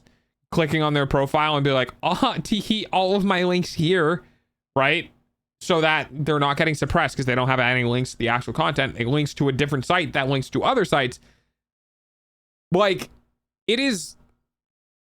This is what I'm talking about when I say children finding this shit real easy, because that's what's making money, and what makes money is what people are gonna do, and the more people do it, the more people see it. Like, you know what I mean? Glamorous life in front of their face. I blame Twitch. I blame a lot of things. That only the top 1% are even at, and they don't understand. Okay, but here's the problem. Okay? Here's the problem. If your top 0.00001% is making $48 million a year, then your top 1% is probably making $40,000 a year. Okay? If our top 0.00001% was making $1 million a year, then the top 1% will be making like $250 a year. Like when you're in an industry that has that much money, it doesn't matter how high you are, because the floor to being able to afford to live is much more accessible. You want to tell somebody you have two options. You can either be an OnlyFans star or stream on Twitch. They're going to pick the OnlyFans route. Why? Because the likelihood of them being able to make a livable income on OnlyFans is way higher than ever streaming on Twitch. Like, understand the reality and repercussions of it. And so then you have your daughters or these younger girls that think it's okay to start getting, like, putting out grooming content. And I say grooming because that's what it is. It's content that they think it's okay to post, where they're starting to pose sexually even though they're underage. oh God, this. Okay, yeah, this one's bad. This one's bad. This is like the whole Belle Delphine thing. This was Belle Delphine. I don't fucking know how to say her name. Being underage, right? Everyone hypersexualizing this girl because she was being suggestive. She wasn't doing anything illegal. You know, you could be a 17-year-old wearing a bikini on the internet. It's not illegal to be a 17-year-old wearing a bikini on the internet, right? They would use or post highly suggestive content that's not technically pornographic. And that's not okay. That's not okay, because that is literal jailbait. It's not illegal. It's not, you know, against terms of services for shit, because you're not showing anything. But, like, where does the age stop? 17 years old, 16-year-old, 15-year-olds doing it, and it's like definitely not okay. And then she turns 18, and I'm pretty sure within a couple of months releases a video of her having anal sex. And then I think just disappears from the internet. I don't know what the fuck happened. I really don't. But yeah, she's got a point of, like, girls getting online and seeing that this is what makes a bunch of money and this is what sells, and starting to get into that content before they're even at age appropriate by doing highly suggestive things. And people who are literally twice their age going, oh, that's hot. I can't wait for the next year when she turns 18 and starts actually doing, like, and you can make money off of it. You can make money off of it. You're a 17-year-old with an OnlyFans? Like, sure. Why not? You can have a bank account and, like, a joint bank account with your parents' name or whatever. You can have something technically legally in your name where you can get paid because you're posting underage suggestive photos to OnlyFans. And you can get paid for it. Like, it's fucking bad, dude. I blame Twitch because it's a platform marketed towards kids or young adults. And when they allow these quote-unquote creators to funnel their Twitch viewers over to their OnlyFans, they're creating the problem she's talking about. It's one of the pathways, yes. Oh, on Threads, the fake Twitter of Instagrams, there's a lot of underage posting and a lot of bots too. So I don't know if it's modded. None of these platforms are. All of these platforms are, for the most part, AI modded. Like, one of the reasons why a lot of creators can get flagged on Twitch is because, as I understand it, they're probably using artificial intelligence frame analyzation tools that skim through VODs really fast, probably skipping over a couple seconds or whatever, and grabbing a snapshot and just running it through a machine learning program and be like, is this bad content? Is this anime figure not wearing clothing? Like, whatever. Or going through audio transcriptions and analyzing audio transcriptions to be like, does this need to get flagged? That's why there's so many fucking false reports. Dude, Twitch is not moderated by humans at all.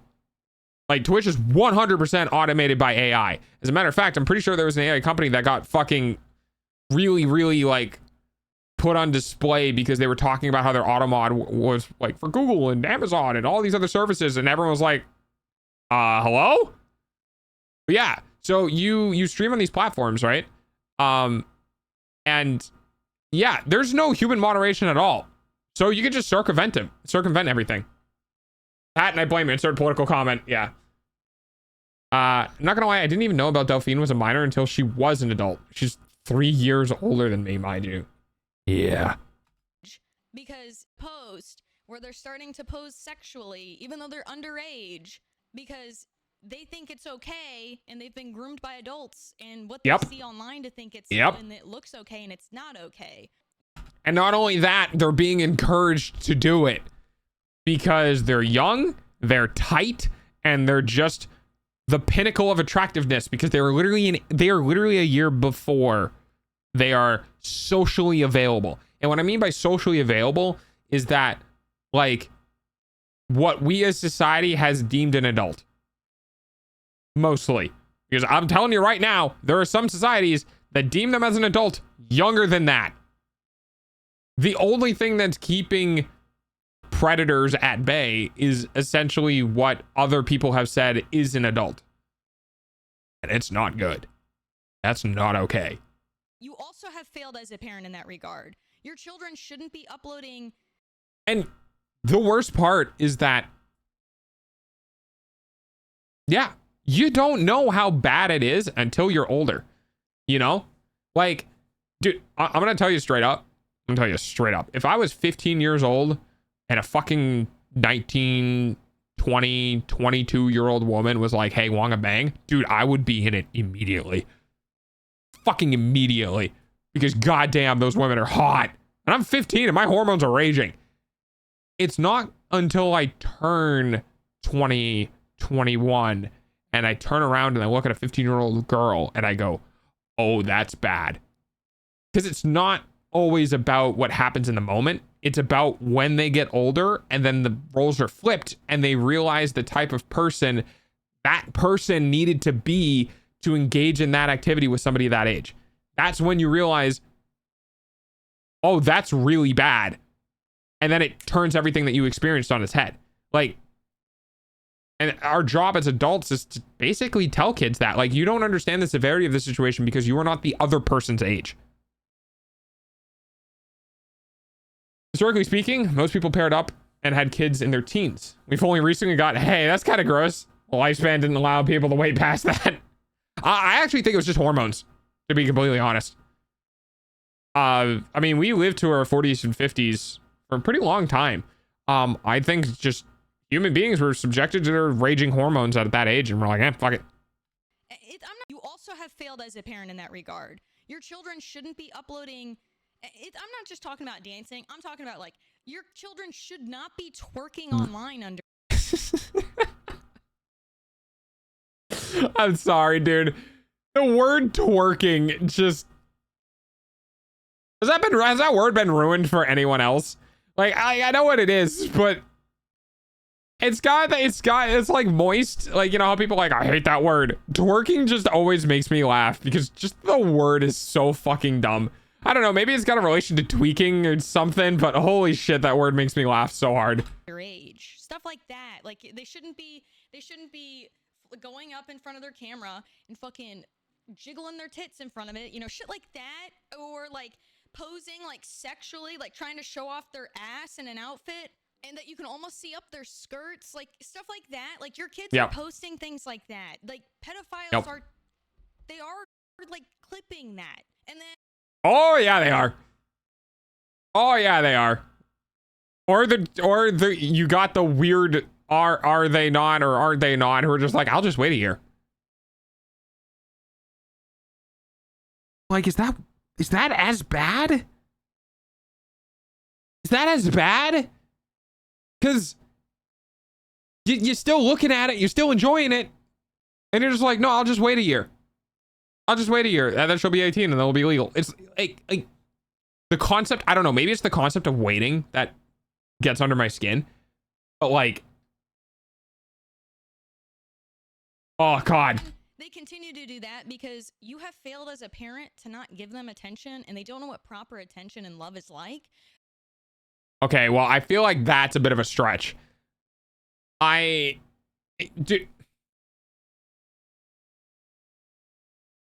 talked about this before. I'll just wait a year. People have already fully admitted that their age is the only reason they're not pursuing anything. Yeah. Fuck, what was I going to say? Right. I have talked about this before. Children, I want you guys to understand this.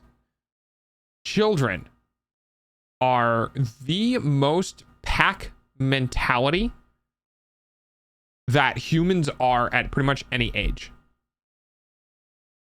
The reason for that is that there's like, when someone is weird and different and you're a child, they get bullied to fucking hell and ostracized from the group. If you are weird, if you're missing an arm or you have a lazy eye or something is like visibly wrong about you, you get made fun of and kicked out. Because I feel like it's a part of biology. If you have a collective of humans and they all have children, and there is a child who is visibly, demorphed in some way, children don't want that to be in the gene pool. They have decided that that is not good for reproduction.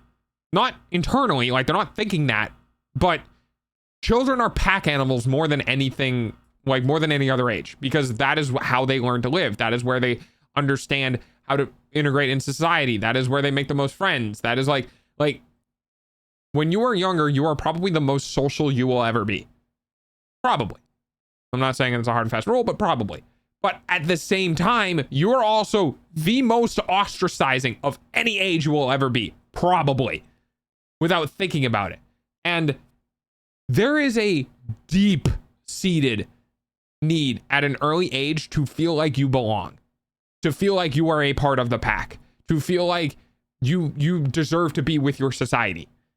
And to conform to it. Because that is survival. Right? If you're a child and you're like, everyone's like, don't eat the mushroom. And you're like, no, I'm different. I don't like society. I don't want to listen to the rules. I want to do something else. I'm going to go eat that mushroom. And you die? Well, congratulations. That genetic disposition is not going to continue. We survived by listening and conforming to what our parents have said because that is survival. So there's a very strong need at a young age to want to fit in, be recognized, and feel like you belong with your age group. And if you're being fed all of these things and you're like, well, this is just what life is, this is just what things are, yeah, they're more likely to pursue those things because that is what they consider to be fitting in. So they feel like they have to get this gratification online.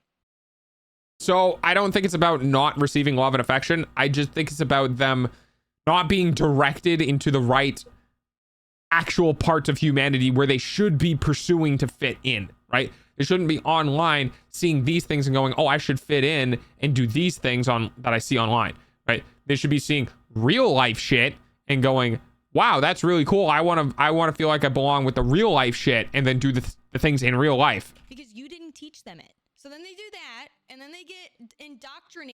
The parents are from the generations that are natural born losers.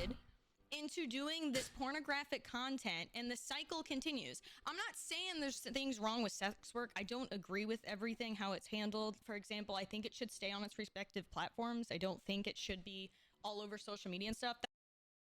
Welcome to advertisements. You can't get away from it. You can't get away from it because it makes a shit ton of money and a shit ton of technology. Yeah, waterproof cameras. That's for They're so progressive that they are thinking that they're empowering their daughters by allowing them to do degen shit. You kind of blanket statement-y. I think there are a lot of really intelligent parents who recognize, you know, the problems that they had growing up and adjust them. But I don't disagree that there are definitely people out there like that, because there are like the whole crazy vegan things, like the parents who are like, well, my baby's vegan, that I just look at and go, that is fucking child cruelty. Like, there are definitely some really not okay parents out there. Video on rant that I can do, but you're failing your kids. Like, that should not be the first thing that you're. Dude, part of this makes me, I don't know what it is, but the spike collared, dyed red-headed tattooed lady on a YouTube video is yelling at the screen to parent your children better. And I can see that looks like another collar over here. No, I'm just saying it's ironic, you know? No, I'm not saying it's ironic because she wasn't raised right. I'm just saying it's ironic because the stereotype of somebody who's dresses this way being this way is just very funny to me. When they get out of high school is pornographic content. Well, because it makes a fuck ton of money and you're at the best point in your life to do it. I'm not saying you can't make money as a 40, 50-year-old doing porn. You want to make a lot of money, be a literally 366-day-year-old 17-year-old, right? The first day you turn 18, when your body is just legal enough to be put on the internet and shown to everyone, you're not getting any better looking than that. Not unless you're augmenting yourself when you get older. So, yeah, unfortunately, yeah. That's not what they should be doing. They should be also agreed, that's not what they should be doing. Trying to a different career path, study. But that's the problem with society. If I was an 18-year-old and I said, and somebody told me, you can make $4 million next year if you just show your dingleberries to people on the internet, I'm gonna fucking do that. Because why the shit am I gonna go through a 4-year vocational school, right? Why the hell am I gonna go through a 4-year educational process and hundreds of thousands of dollars in debt to go into a fucking field of work that I might not even find a job in when I could just show my body on the internet? I'll just do that for 6 years and literally pay enough for the rest of my life and then just not work. Like, yeah, people are going to take the easy way out because the hard way isn't worth it. Hi, human. Carpentry, go to trade school. You think your women are going to go to trade school? That's fucking funny. We selling feet? Nah, we're complaining about the fact that society encourages selling feet by making every other route really fucking annoying and hard. Yeah, no, your daughters aren't going to go into that shit. Why? Because there's a whole other societal problem about women trying to get into trade and just being bullied out by dudes. Not all of them. There are a lot of guys in trades who are just like desperate to get women into trades because holy shit, they want to find someone to share a passion with. You know what I mean? Like, society doesn't even encourage men to go into trade school. No, it doesn't. Not anymore. Because we don't really have a whole lot of trades left. We don't have manufacturing anymore. We have like plumbing and electrical and welding and carpentry, and that's kind of it. We don't have manufacturing in the United States anymore. But that's a whole other story. Yeah, like, yeah, more women should be going into trades, but trades are fucking tough physical labor sometimes. Trades are tough, dude. And I'm not saying there aren't tough women out there who can't do it. I'm just saying it's easier biologically for men to do it than it is for women to do it. Can women be electricians? 100%. Can women be welders? Oh, fuck yeah, dude. Can women, like, do landscape work? Yeah, but it's going to be a lot harder on them. And even guys don't want to do this shit. Because we fucking destroy our bodies 15 years into the trade and just suffer for the next 30 years. You know?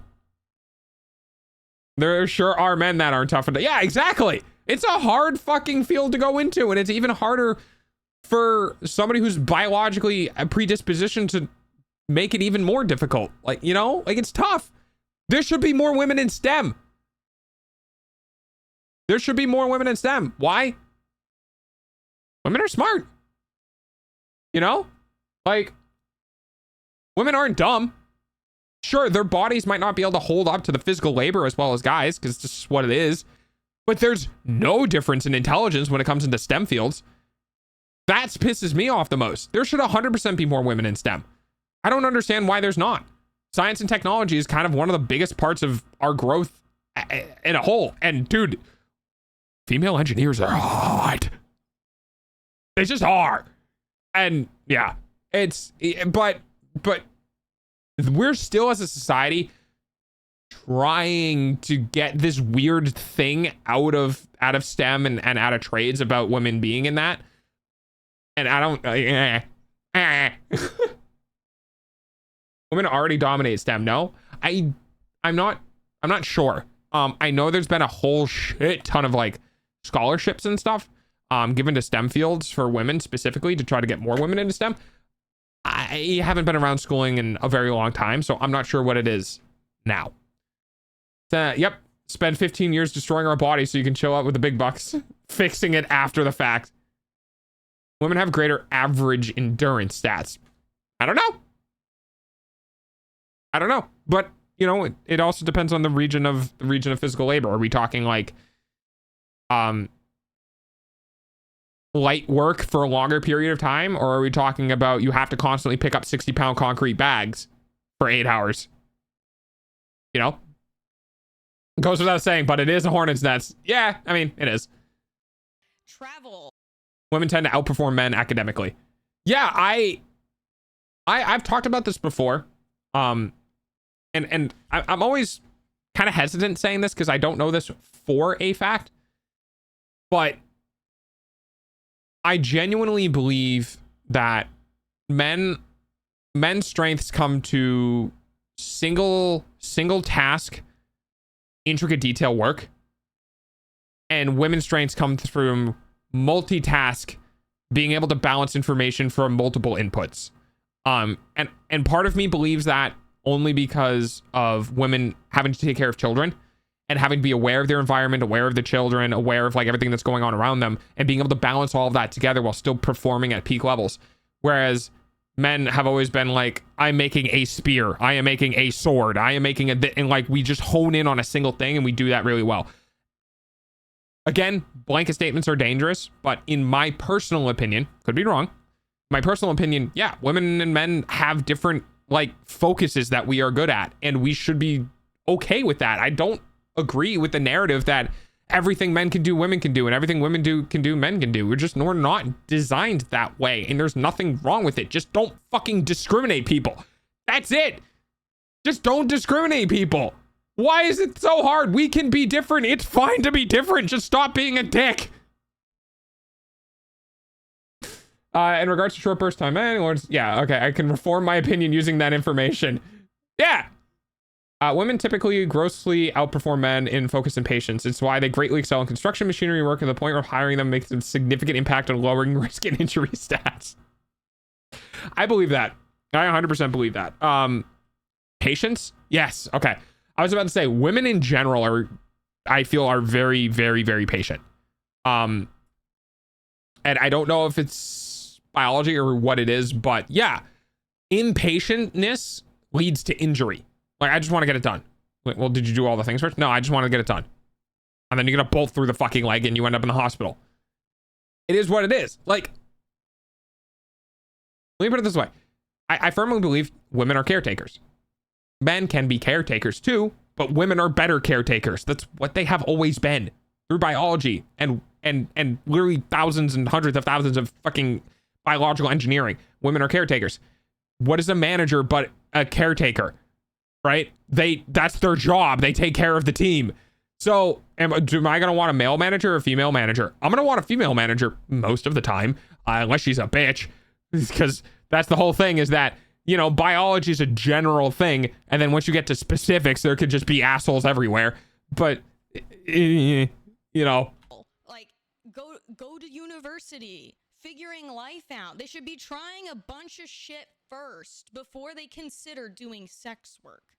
And you guys are like, not, I don't think a lot.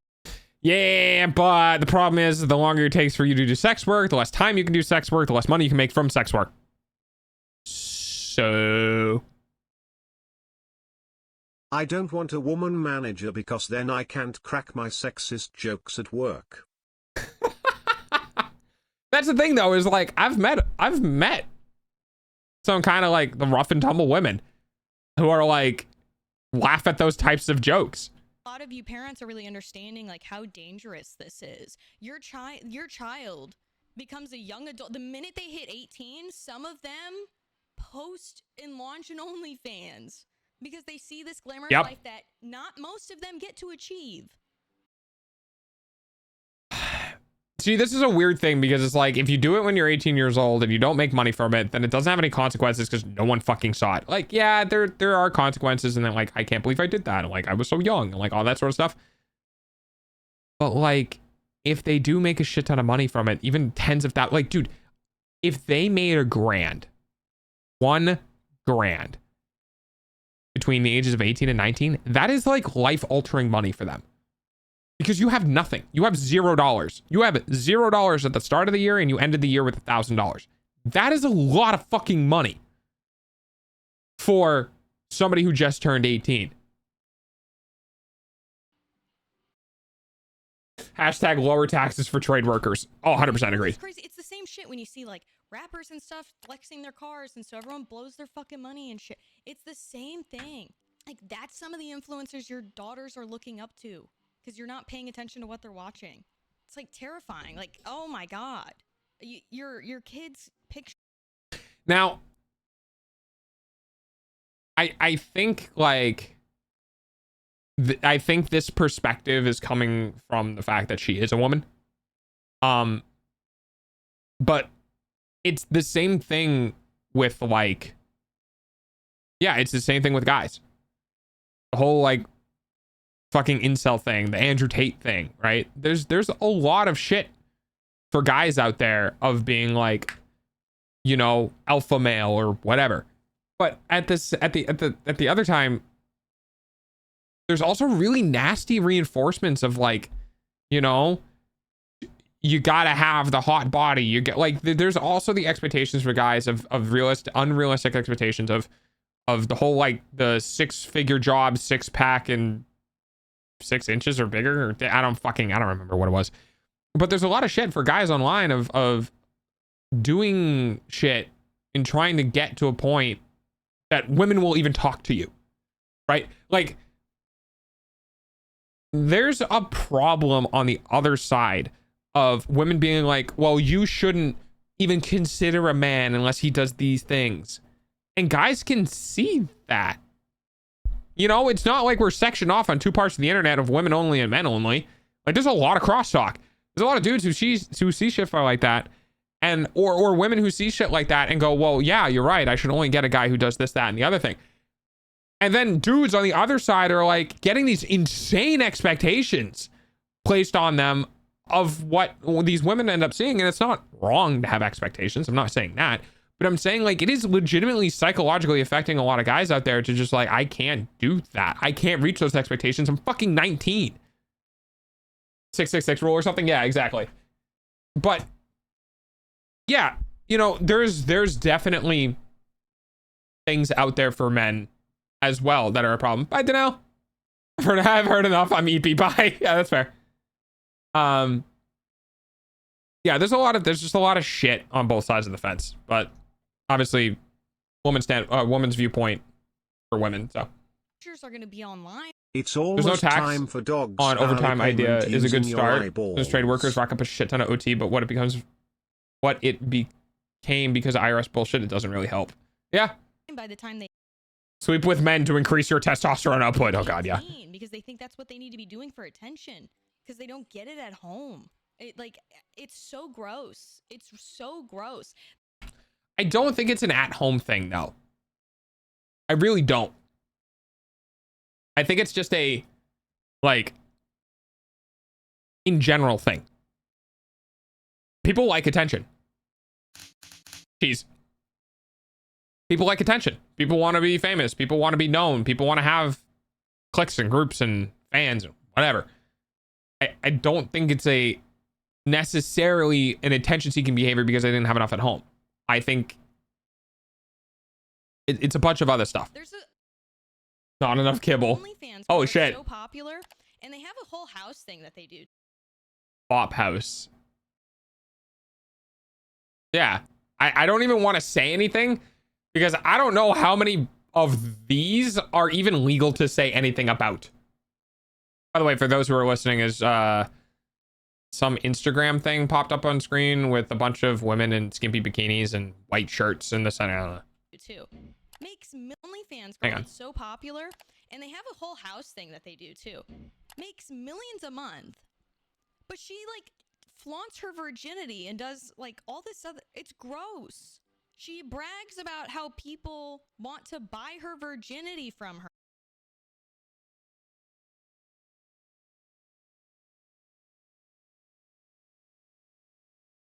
Yeah, I forgot about that. That's insane. That's insane. I don't even want to comment on that. That's a problem. It's gross. It's really gross. Like we fuck I do not wish to see the Instagram bikini women. up as a society for these women. Like a lot of them are gonna have like problems. Like they're gonna hit 30s, 40s, 50s when they and like they're gonna all rant about it, man. Are they though? Are they though? Because they make enough money in a fucking year to literally be retired for life.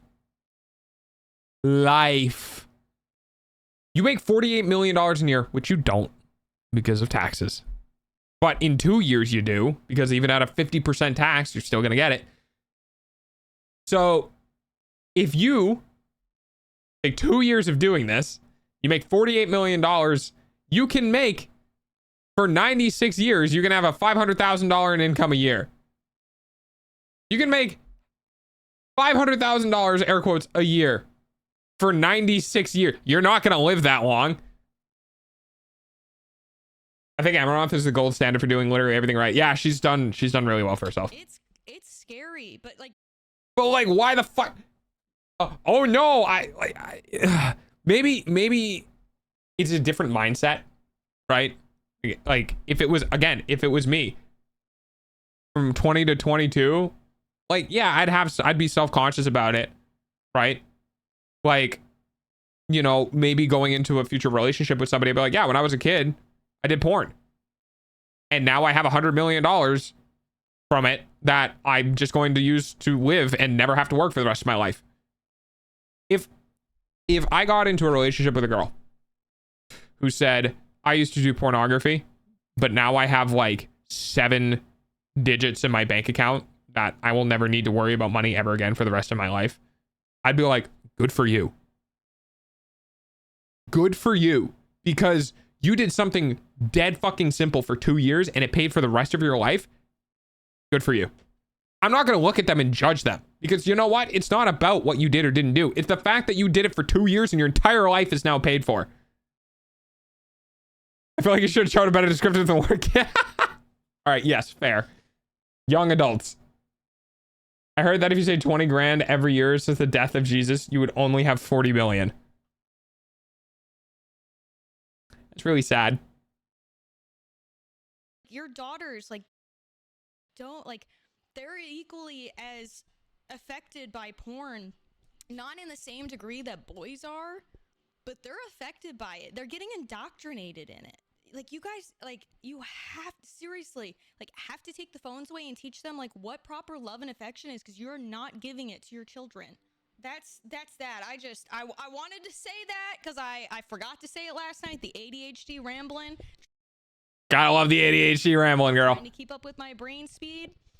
Yeah. My brain is going faster than my mouth. Back to the rest of the video. And this goes for guys too. If you have sons, they've probably already been watching porn. I mean, yeah. Yeah. I'm gonna repeat that. If your son has access to social media, he is already probably watching porn. Yeah, probably.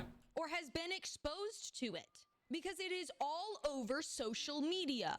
You cannot monitor what you're. That's the thing. Is like I was 12 once.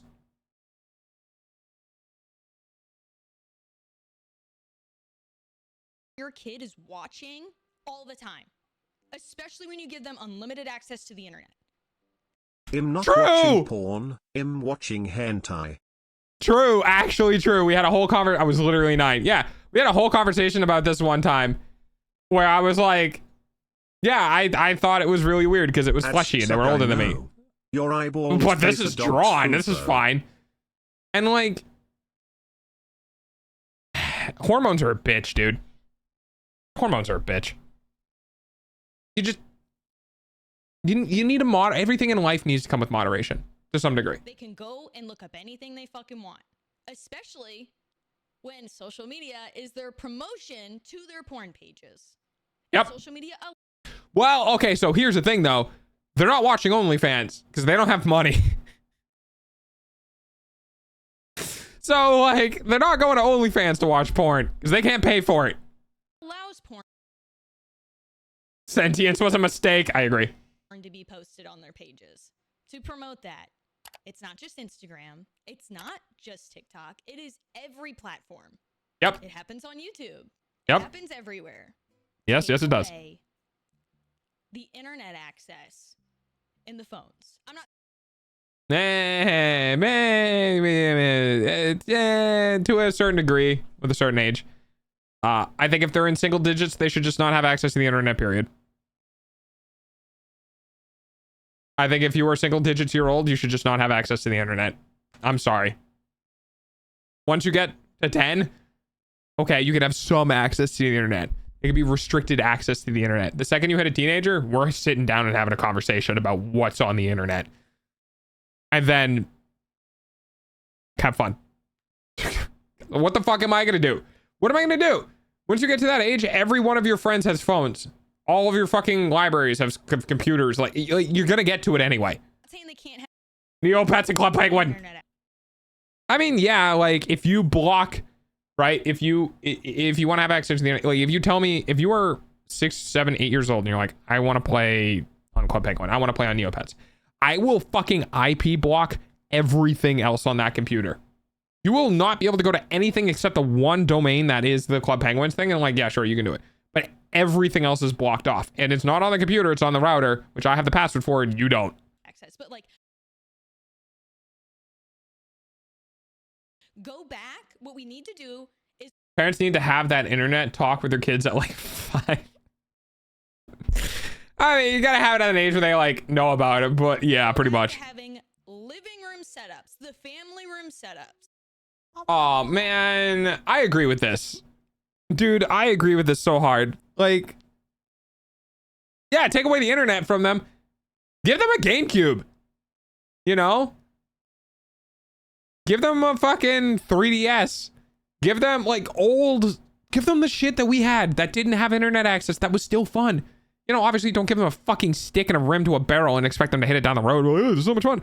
Like give them the older generation stuff that just didn't have internet access. That's fine. That's fine. And like family room shit and like family time and whatever, that's cool. I agree with that.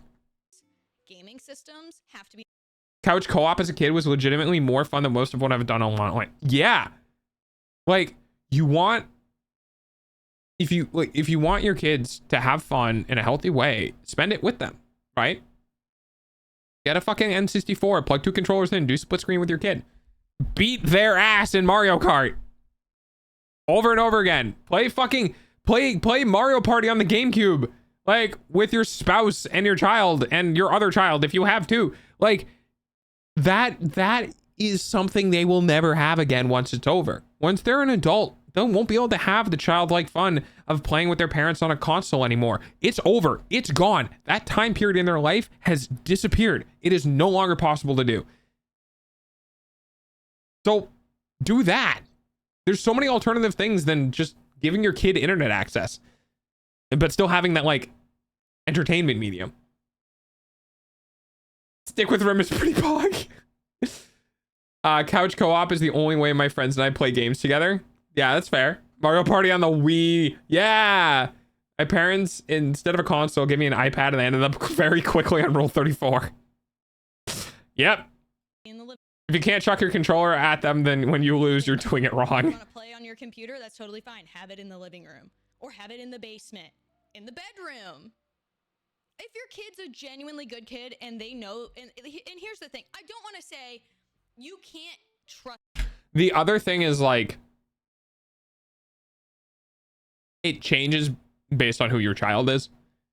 Because yeah, you can teach your kid. You can raise your kid, you can teach your kid, you can do whatever you want. Sometimes they're just going to be little shits for the rest of their life. No matter what you do. Like nature and nurture. There's always been a controversy between the two of like which one's more prominent, nature or nurture. There is a likelihood your child's just going to be a little shit because he takes after both of their parents, and both of the parents are slightly a little shit, and then the child is a full little shit for the entirety of his life. You know, but there are chances like, hey, look, I can see all of your internet access because you're going through, you know, because I'm like technologically driven, right? Like I can have a logger for every IP and every website that ever goes through the internet, and I can see everything, and I can tell my kid, what you have free range to the internet. I know exactly what you're going. I know exactly where you're going. I know exactly what you're doing. It's going to show up in the logs, and I check those logs every week. Make beating your kids great again, Keck. Keck, only halfway through this. Yeah, we're halfway through stream. We're good. We're good. See, we're fine. We're making it. But yeah, like it does. It depends on your children. Some of them will listen, some of them might not. Trust your kids at all. You need to learn to trust your kids. Within reason. Within reason. Because yes, your children need to feel respected. But like,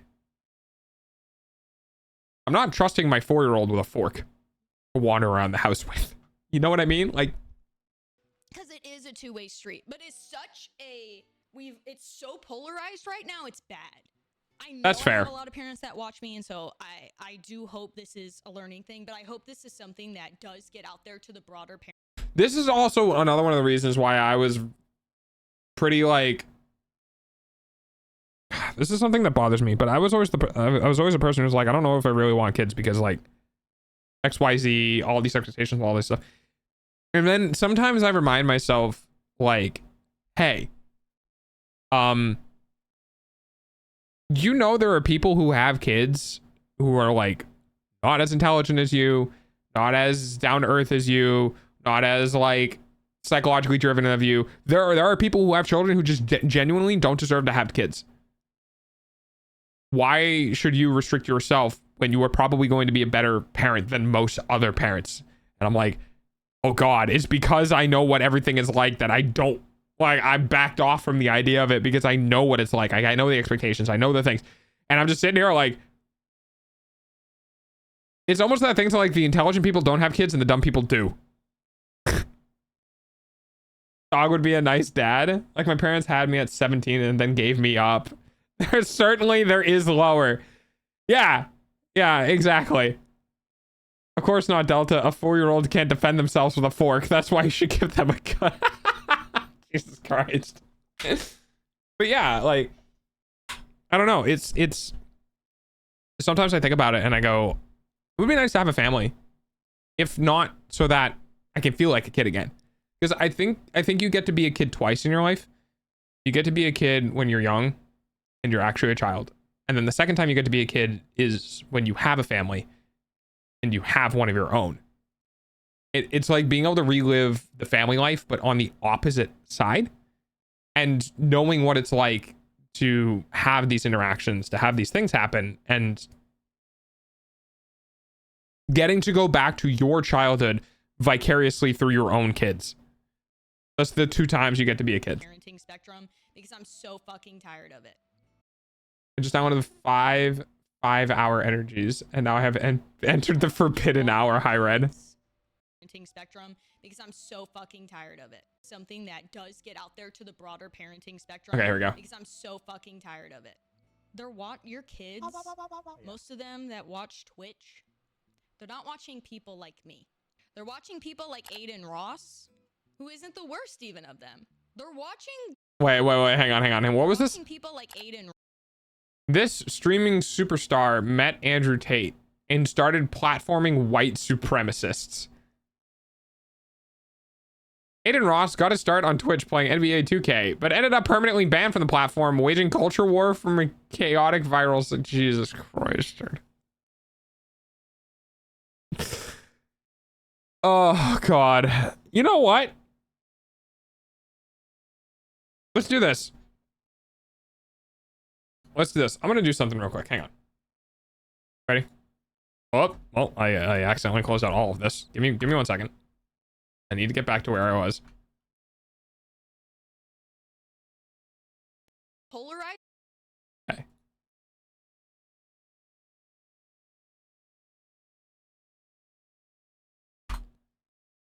Oh,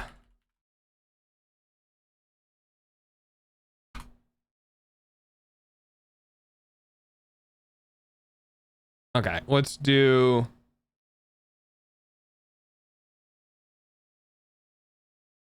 So actually... Wait, really? No, that can't be right. Ah, that's what it is. Got it. Okay, hang on. Can I not do that because of... Oh, I have to be logged in to do that. Okay. So I went to the pools and hot tubs category because I wanted to be like, look, this is the first thing. There's only 10 streams on here. The reason why is because the mature content is hidden. So I'm going to go take a screenshot.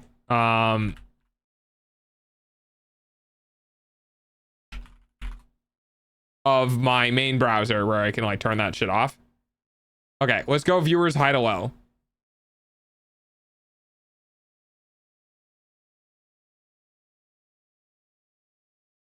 Okay, so the first thing I just saw was a woman specifically making sure her hair wasn't in front of her tits. Like I clicked on the video and she immediately was like, oh, gotta pull it aside, make sure people can see. That one is just Korean dance, which is, I think, a rebroadcast. Oh God, it's bad. It's bad. Anyway, I was just trying to prove her point. Let's continue. Right now, it's bad. I know I have a lot of parents that watch. He's the front man for Kick. Wait, really? Interesting. And so I do. I can feel my life burning away like a candle. Yeah, me too. I hope this is a learning thing, but I hope this is something that does get out there to the broader parenting spectrum because I'm so fucking tired of it. Your kids, most of them that watch Twitch, they're not watching people like me. They're watching people like Aiden Ross, who isn't the worst even of them. They're watching crazy, these mostly male streamers doing crazy shit, harassing people in public, sometimes sexually harassing people in public. Oh boy. Police authority or any authority. They're being disrespectful to people in general. They encourage stealing, drug use, party culture. They Whoa. People. That's something. I should feed alcohol to my cat and throw it over my head, amongst other things. Very Twitch friendly. Oh my God. For those who are not aware, that was a reference to things that actually happened on Twitch. They bring porn stars on their stream.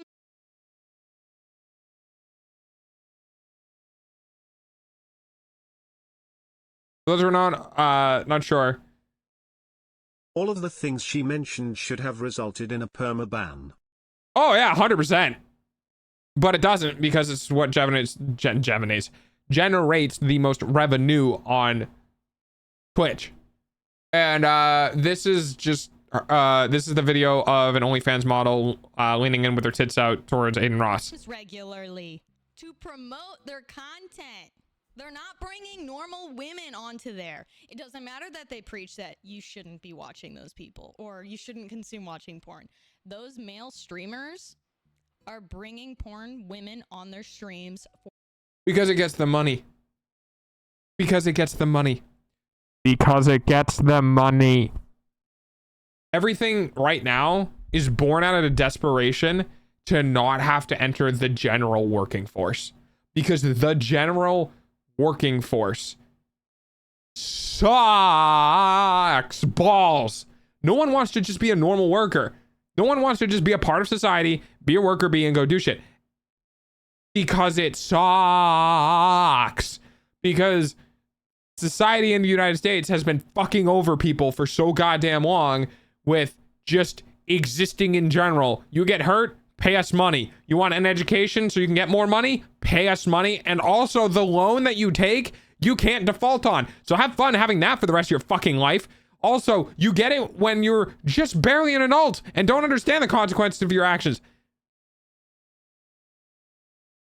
I cannot blame people for trying to circumvent a system that is just abhorrent to be a part of.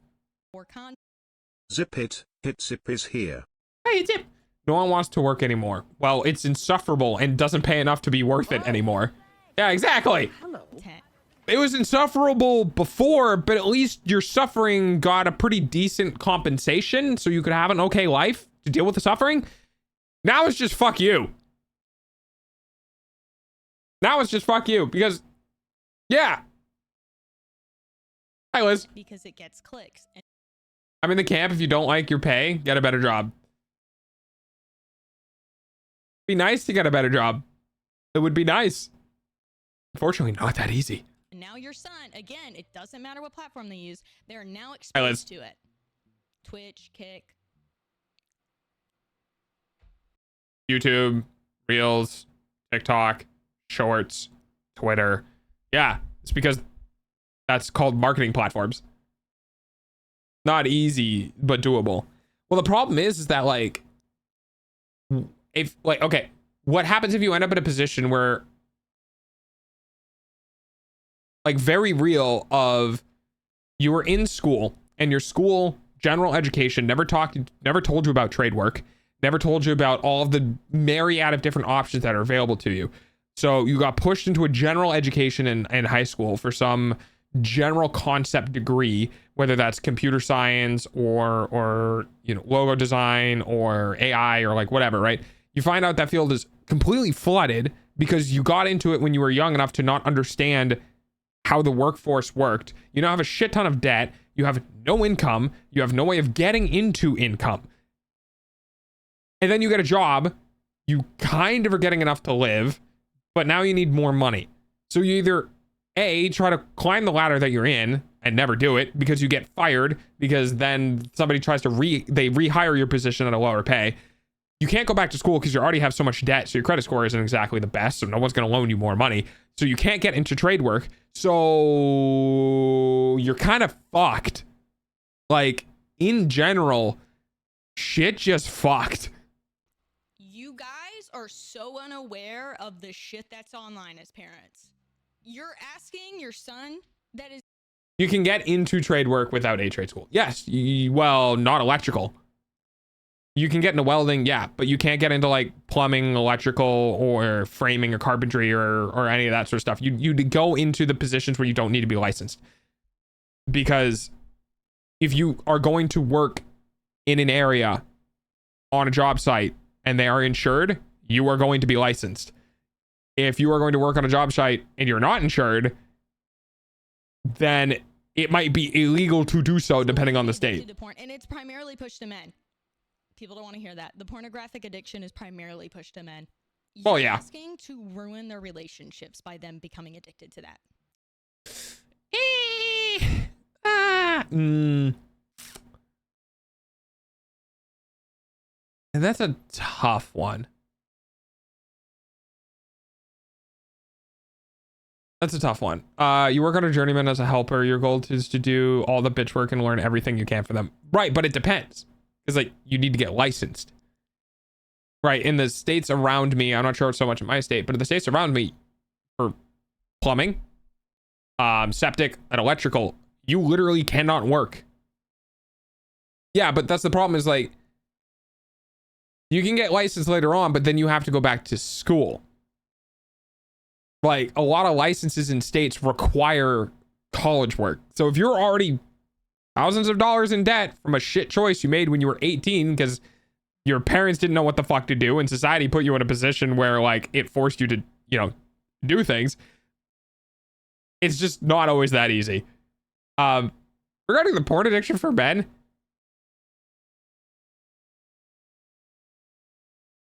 yeah, you don't need to go to a school to get licensed. Yeah, you do. What state, Tardbark, what state are you in right now?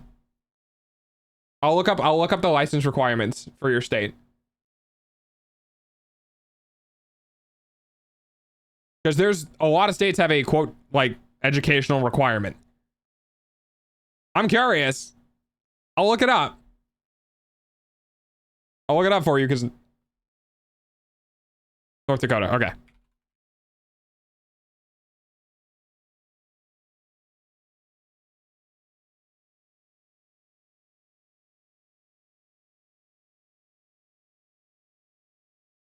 Let's see.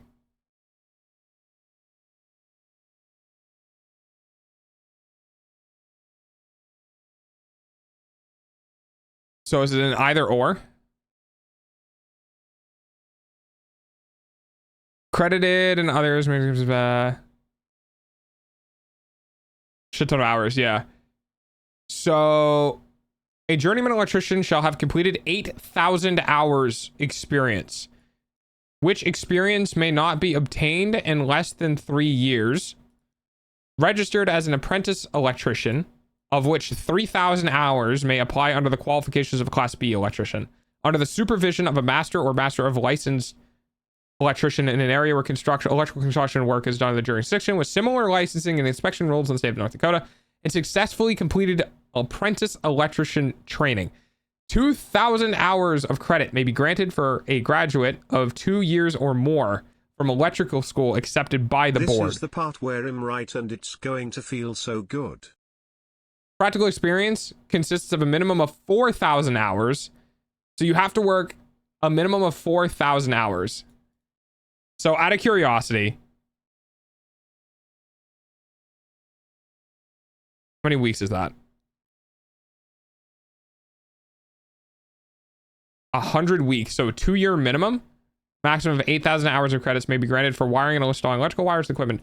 Practical electrical experience gained through a contracting master election also consists of apprenticeship. Better than any of the combination of the following. It is in years. Your plumbers don't need that if an old guy says he knows he's gonna open his business. Yeah. So if you want to become licensed, you need 8,000 hours of experience.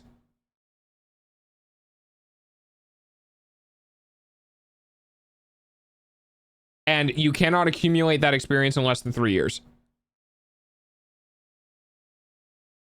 8,000 hours is fucking insane. That's actually insane. That is 200 weeks of work. It's not. 8,000 hours of work is a lot. That's 4 years of working as a non-licensed worker.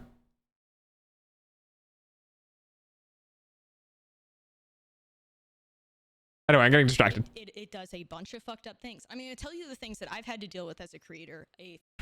Oh God, dude. Women online and the internet. Fucking Christ. Okay. I've always been curious.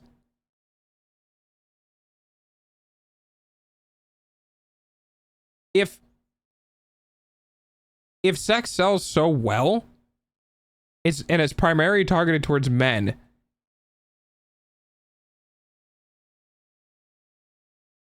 No, women gotta pay for women gotta pay for it too. Surely women pay for it too, right? But not to the same degree. Female creator in this space because of it too, and this is what it's going to turn out to be. This is going to be your son's future if you don't take this shit seriously. He's going to become addicted to porn. That's okay. Look, I think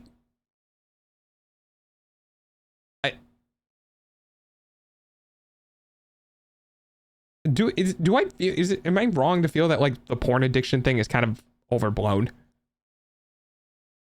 We have a lot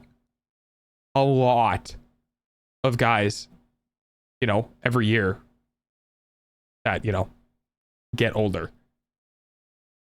And I feel like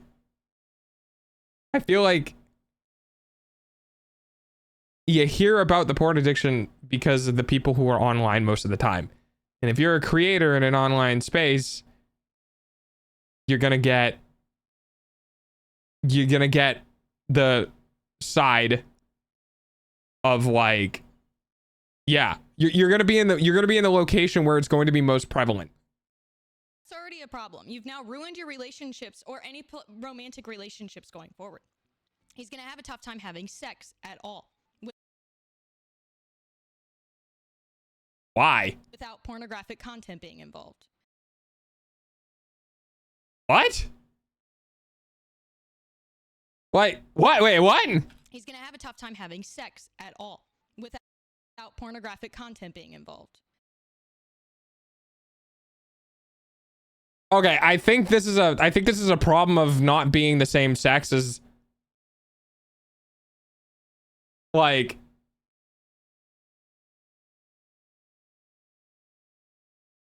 it there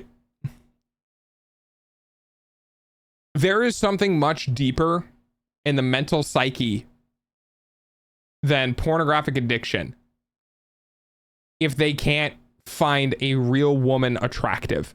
There's something much deeper than just being like, oh, it's porn's fault. Like, no, there's something fucked with this dude to be like, no, I need porn. Because like,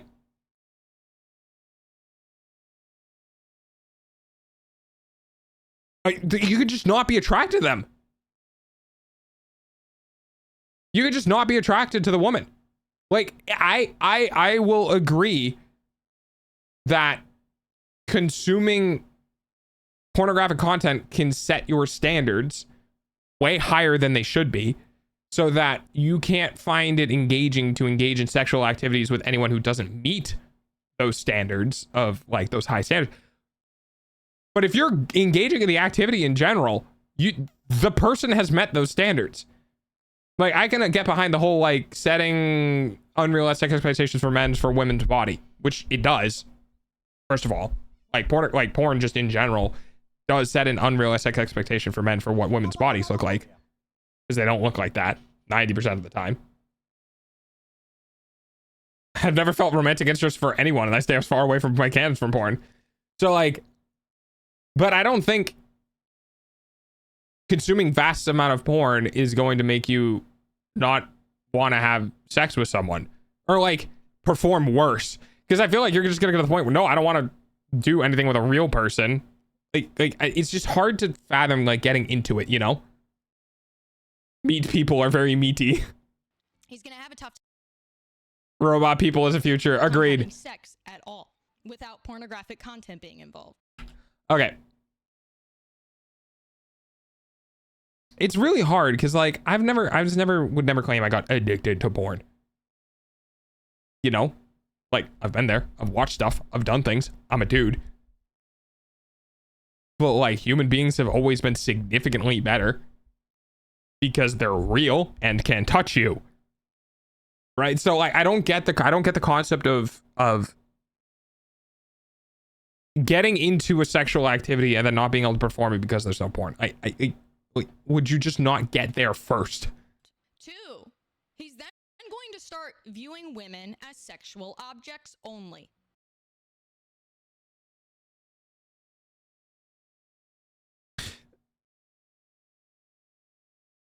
And chat is real. You've never touched chat.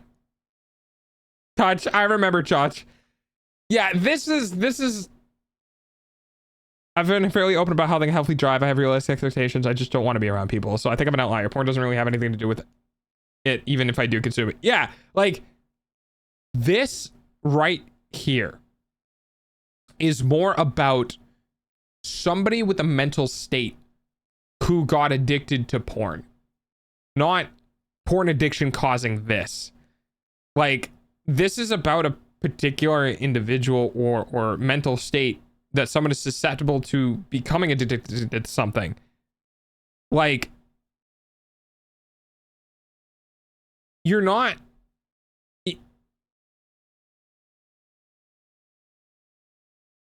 If you are an adult and you have not been able to separate fantasy from reality, right? Like, if you can't look at movies and go, oh my God, that person died because they died in the movie. Like, holy shit, Sandra Bullock is dead. then yeah, you're going to look at women as only sex objects because that's what you've trained your brain to do. But if you have more than 6 brain cells, you're going to realize that other human beings are other human beings. I feel like this is more calling out the symptoms of something wrong with somebody's brain who then got addicted to porn. Like, you know what I mean? Dude, I can't believe Sean Bean is literally dead. He's died so many times. Yeah, right? He's not going to be able to converse with them. He's going to start Shake my head when people get angry at an actor for what the character portrays. Oh, that's real too. That one drives me. Oh, that's wild. That one's always wild to me. sexual objects only. He's not going to be able to converse with them. He's going to start struggling to converse with them because he only sees them as objects. And then it will also start acting disrespectful because he's only going to see them as objects for sexual pleasure. No, I'm sorry. That's just wrong. That's just wrong. Like, I think this is the bias of being on the other side. I think this is the bias of being on a majority of the receiving end of not really like good dudes. If you're a woman and you're a content creator on the internet, you're just going to get flooded with shit. You're going to get flooded with guys who don't have healthy mentals because the people who don't have healthy mentals are online. So I think there's a bit of a bias here of just her experience having to deal with guys in the space in general. And like, that's not wrong, but saying a porn addiction is going to cause all these things. No, the person who does all these things, especially the last one, is just kind of a shitty individual. Most of the time, there are probably some just stupid dudes who don't understand it because they just don't have a IQ above room temperature. But you can't take, like, there's ignorance and intelligence, and you can be smart but still ignorant, right? You can be really, really smart but not understand something because you were never exposed to it, which is totally fair. But there is an intelligence that offsets ignorance just by common sense. Like, I feel like some common sense would play here. I don't think you learn misogyny exclusively from porn. Yeah, thank you, Mobius. Then what's going to happen is your son is going to start losing usage of his frontal lobe. You heard that correctly. Recovery from porn addiction. Like most addictions, porn addiction does not merely affect individuals' body and behavior. Changes in an individual's body and behavior are often indicative of an effect that is happening in the individual's cerebral cortex, more specifically the individual's frontal lobe. This article serves to highlight their neurological damage that is done to those that are in grip of this addiction. I'm gonna need more than a news article. I'm gonna need some fucking citation. I always use my thick meaty frontal lobe. Thick meaty frontal lobe. I think common sense should stop being used as a term. It isn't common. Yeah.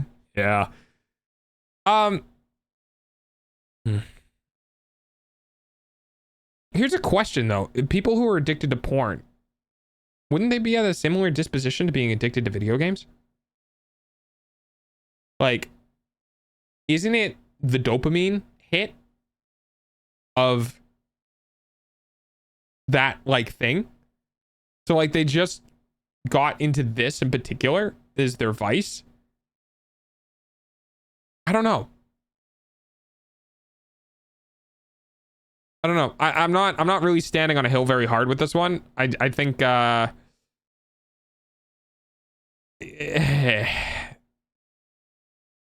You can go look up the brain studies on it with porn addiction. How much time do we have? All right, I'm looking it up. I'm gonna look up an article real quick, and then if I find it interesting, let's see.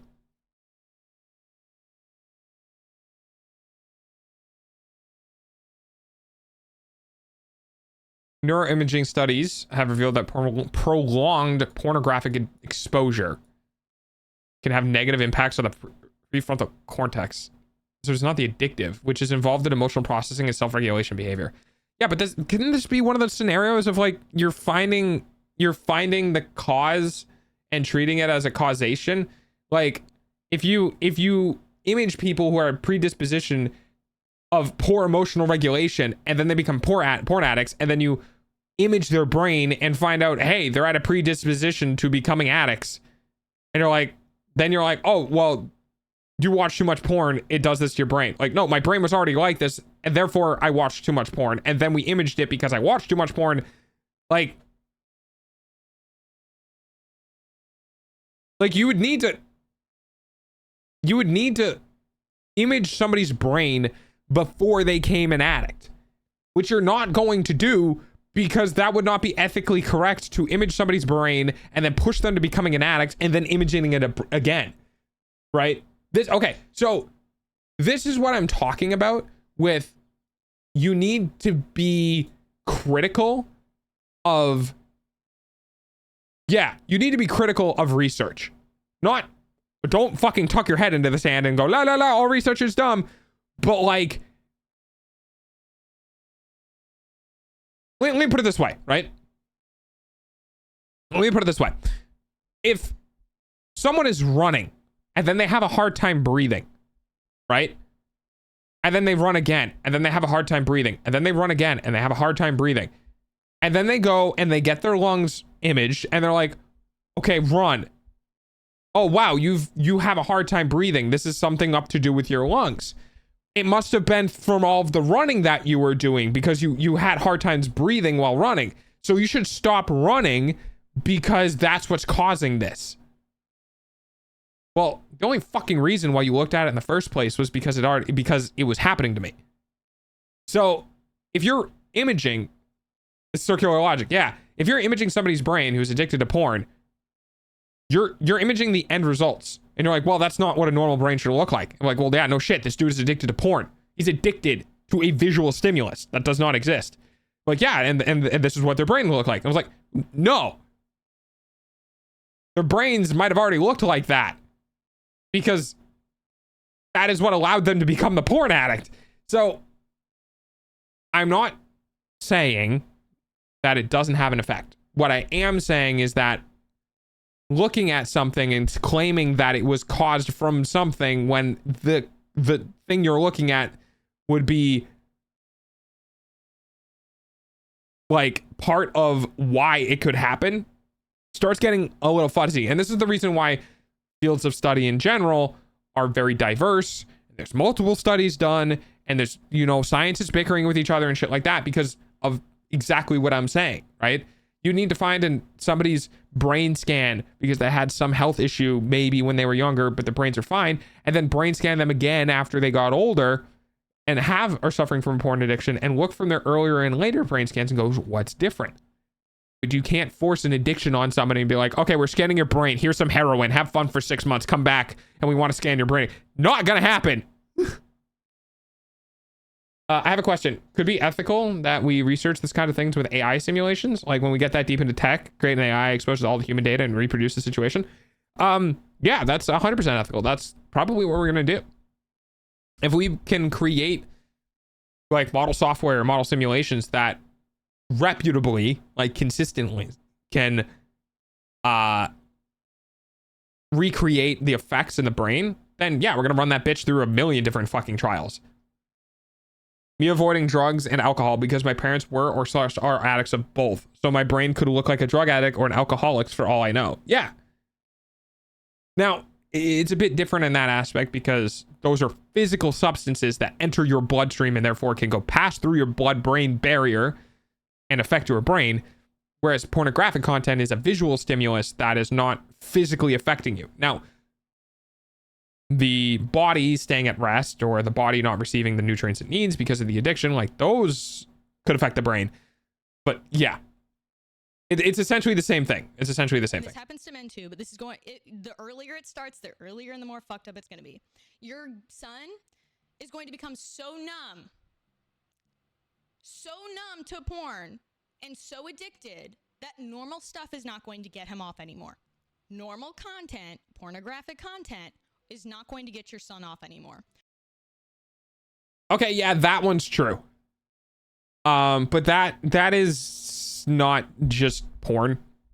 It's kind of everything. We develop a resistance to all things. We develop a resistance to medication we've been taking for months or years. We develop a resistance to alcohol, right? We develop, like, it's you don't get the rush anymore. Like, it's the same thing with adrenaline junkies, right? Adrenaline addicts. They used to jump off a one-story building and like that thought their thing's going, and then they kept doing it and like, well, this isn't it anymore. I've done it too many times. All right, I'm gonna jump off a 3-story building. Like, yeah, it's a natural, you know, causation, like, or the natural progression rather of that sort of material. By the way, why are we not talking about women's obsessions with vibrating toys? You want to talk about not being able to get off anymore? You want to talk about problems being sexually healthy? Do you know how many women have Vibramax 9000 clit sucking nonsense that gets them wholly overstimulated, and now the physical touch of a guy won't do it anymore, so they need toys to get off? Like, it's not just dudes. Guys have death grip, which is a very real thing. But women have an issue with this too. Or their obsession with werewolves and vampires. Yeah, Becky. I'm sorry I'm not a vampire.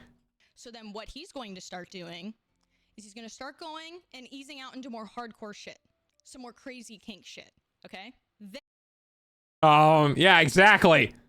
Also, don't kink shame. Then the frontal lobe will continue to deteriorate more with the addiction. Again, you don't know that for a fact. Now at that point, why do women find dead guys hot? Because they want the cold, aloof, masculine, you know, whatevers. Hardcore kink and sex stuff's not getting him off anymore. He's now becoming numb to that. And the sexual objectification is going to get worse. The conversing with women is going to get worse. Then your son is going to start harassing women that do not consent because he doesn't understand that line anymore. It is because... Oh, that's a tough one. Because that is a real thing. Hairy dudes could be our werewolves. That is a real thing. But that's also an anonymity thing. Like, this doesn't just happen with the internet. This happened with like prostitutes and like real life shit where guys got together with a bunch of women who were really slutty and then like started expecting it from slutty women and then wanted to get together with a woman and she said no, and he was like, what do you mean no? Like, it's like, this shit isn't new.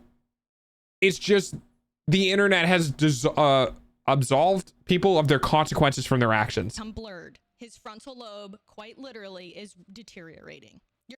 Again, you're leaning so hard at this point. She makes some okay points, but I'm going to go ahead and disagree with her entire premise. If was so prominent, we wouldn't be seeing tons of dudes go overseas for relationships. Yes, and also I'm not going to touch that with a 10-foot pole. But also, yeah. Son is now going to harass women in public or online. Okay, I would like to say harassing somebody in real life and harassing somebody on the internet are two very different lines in the sand. Very different. People imagine doing unethical things to each other all of the goddamn time. Kids do it with their teachers. Teachers do it with their kids. Not like in like that way. I'm talking about like exploding heads and like, you know, really like gruesome death like stuff. The difference is we don't do it, right? Like, we don't physically go do it, so it's fine. And like, there's a very clear distinction of harassing somebody online and harassing somebody in real life. Now that shit can get really blurry depending on how mentally inept the individual is and they can't see the difference. But for most human beings who I guess probably wouldn't fall into this trap of becoming addicted, for most human beings, we can see the shit we do online and the shit we do in real life as very different things. So just saying them in the same breath feels kind of weird. I've known a couple of teachers who ended up on the news for doing that. Doing it in that way. Yeah. For content. He's going to DM women that don't do sexual content, whether they're public people or not. He's going to start messaging his classmates, potentially for shit like that. Or what he's going to do is take... He's mentioning a class. I mean, like, yeah, dudes are doing that anyway. Like, they don't need to have a porn addiction to want to get nudes from a hot chick in his class. Like, that's happening anyway. And if she's the class slut, she might just do it. Take pictures of his classmates and put them into deep fake porn AI so he can jerk off and share with his buddies because normal porn doesn't get him off anymore. Okay, I'm not defending that behavior, but like, which is worse? Harassing a woman for it or him going and making it himself? It's probably on the same level, to be completely honest. Like, yeah, it's not good. It's not, don't deepfake porn of people, you know, just don't. Just that, like, just don't. But the fucking finding people who look like real people, like going online and finding a porn star who looks like your crush, is not uncommon. Like, that's not a new concept, right? If somebody, like, a decade ago, before AI became a thing, people would go online and try to find doppelgangers of people that had crushes on, or try to find people who looked like the people they found hot in their classes, because they wanted that mind connection of the individual they're watching to be associated with the person they know. That's not new. The problem is that we've gotten better tools at making it more accurate.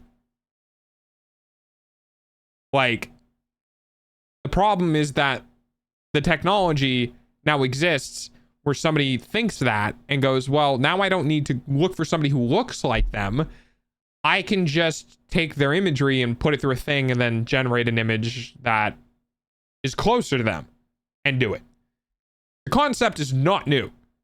The problem is that one of them is a little more, like, for some reason respectful because, oh, I found somebody who looks like you and like blah, blah, blah, blah, blah, versus, oh, I took your image and put, like, it could already be done. And by the way, has already happened numerous times where somebody who's a little too good at Photoshop gets a nude image of the rough body type of an individual, takes a photo from them and just fucking face transplants it onto the other person, which arguably is worse because both people actually exist. At least, it's a horrible way to say it, but with the deepfake shit, that person has 8 fingers. That body doesn't contort that way, you know, whatever. When you had somebody who was a little too good at Photoshop, there was very, very hard to tell sometimes what the differences were because it was a real person who got photoshopped onto it. Like, this shit has been around for a while. So no, it's not good at all. But like, none of this is new. It's just new tech to do the same things that people have always done. And I know a guy who did that with a classmate and got expelled. Probably good. Yeah. women. And then it potentially escalates to in real life stalking and potentially worse. That's what happens. I feel like this escalated really quickly from guys being addicted to porn.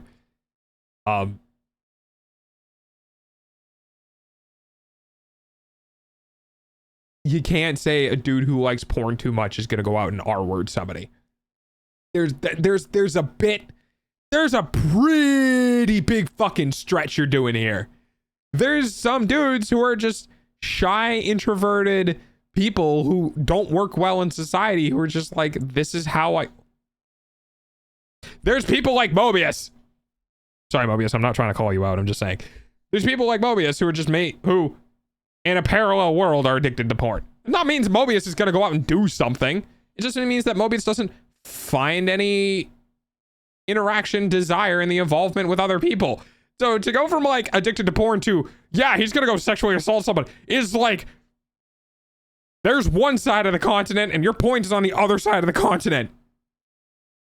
When you don't parent your fucking kid. Okay.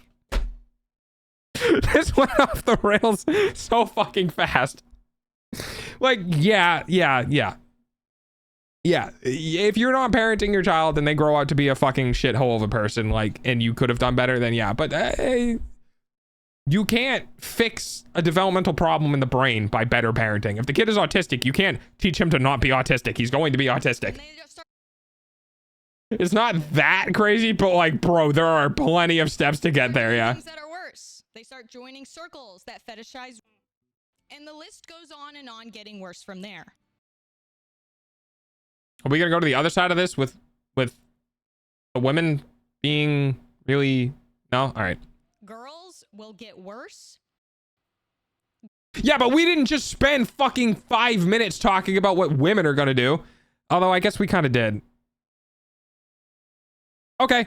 Yeah, no, she did a cut in with the whole like objectifying themselves and shit. Yeah, all right. Yeah, fair. Girls Fine. that are in their that are 18, 19, and 20 are getting so much plastic surgery done to their face because they are used to only seeing their face in a selfie camera on their phone that they think they're ugly. Oof. If you have enough money to be able to afford plastic surgery at 18 or 19 years old,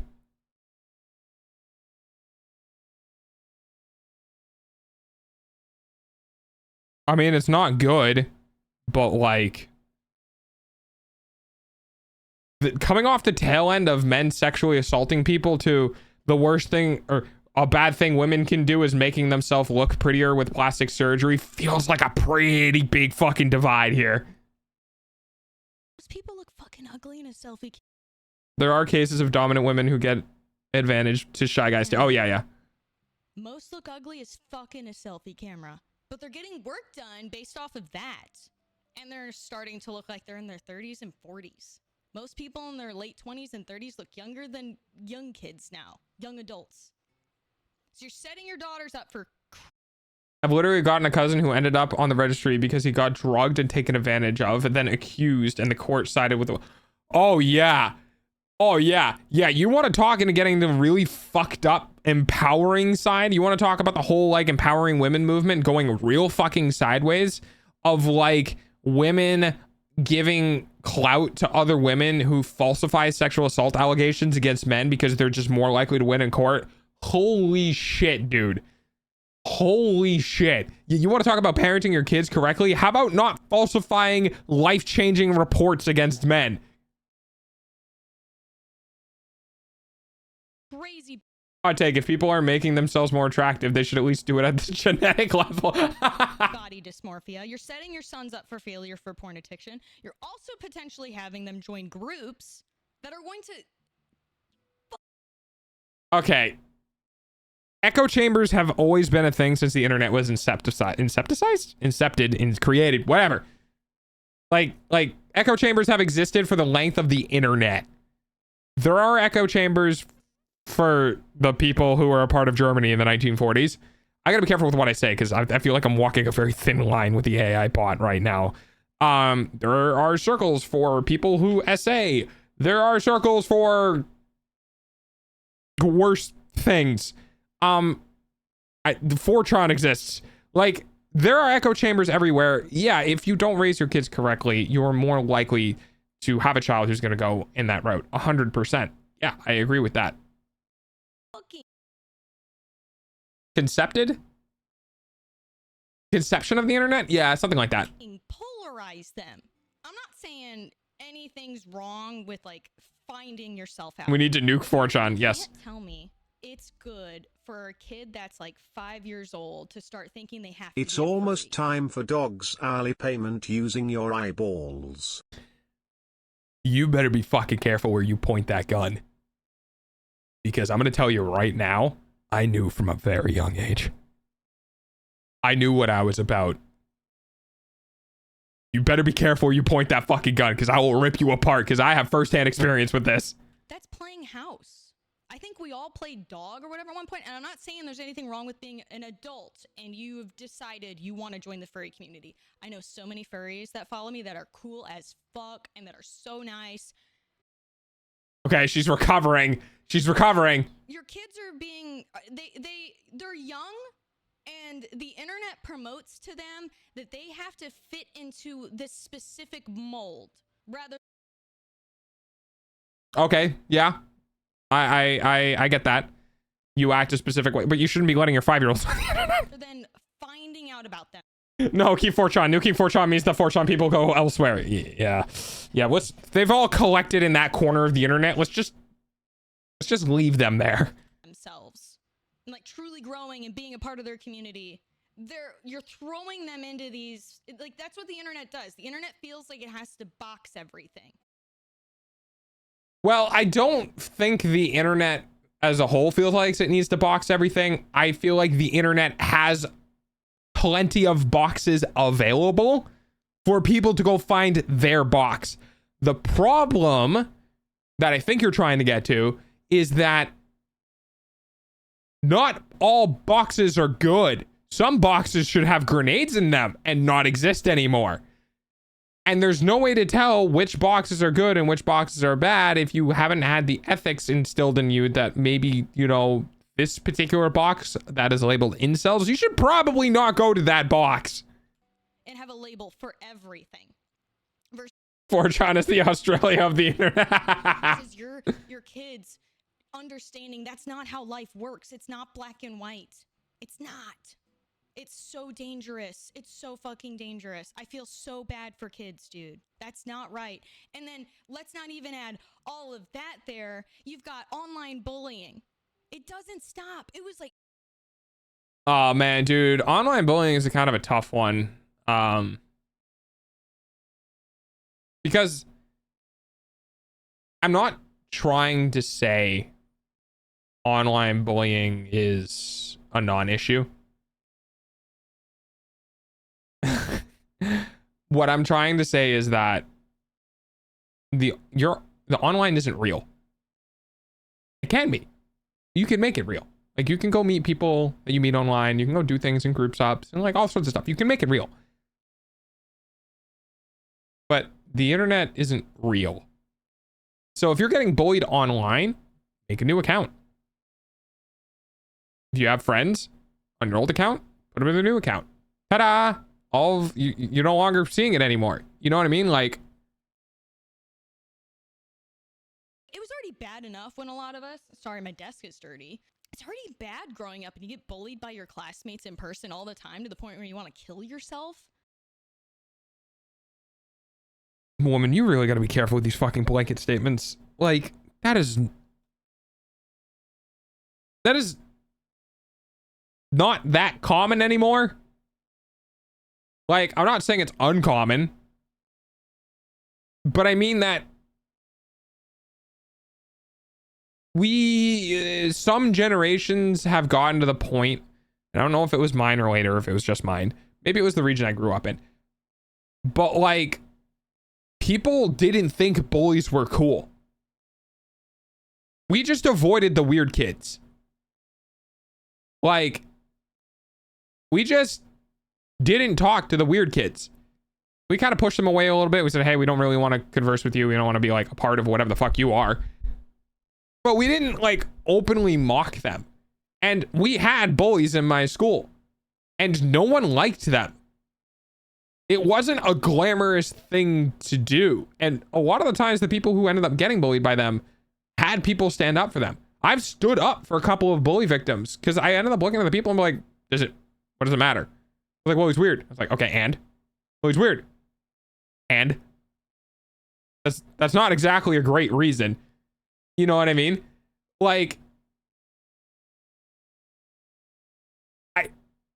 I'm not saying real life bullying doesn't happen. It definitely does. It's definitely been problems. And it normally happens behind closed doors where teachers and people can't see it. But I just like the fucking, oh, this happens and then kids want to die. Like, holy shit, dude. And then you add the internet on top of it. where they won't stop leaving each other alone on Facebook, Instagram, TikTok. It's primarily TikTok that they have. They make just fucking make a different account. Like, what are you like?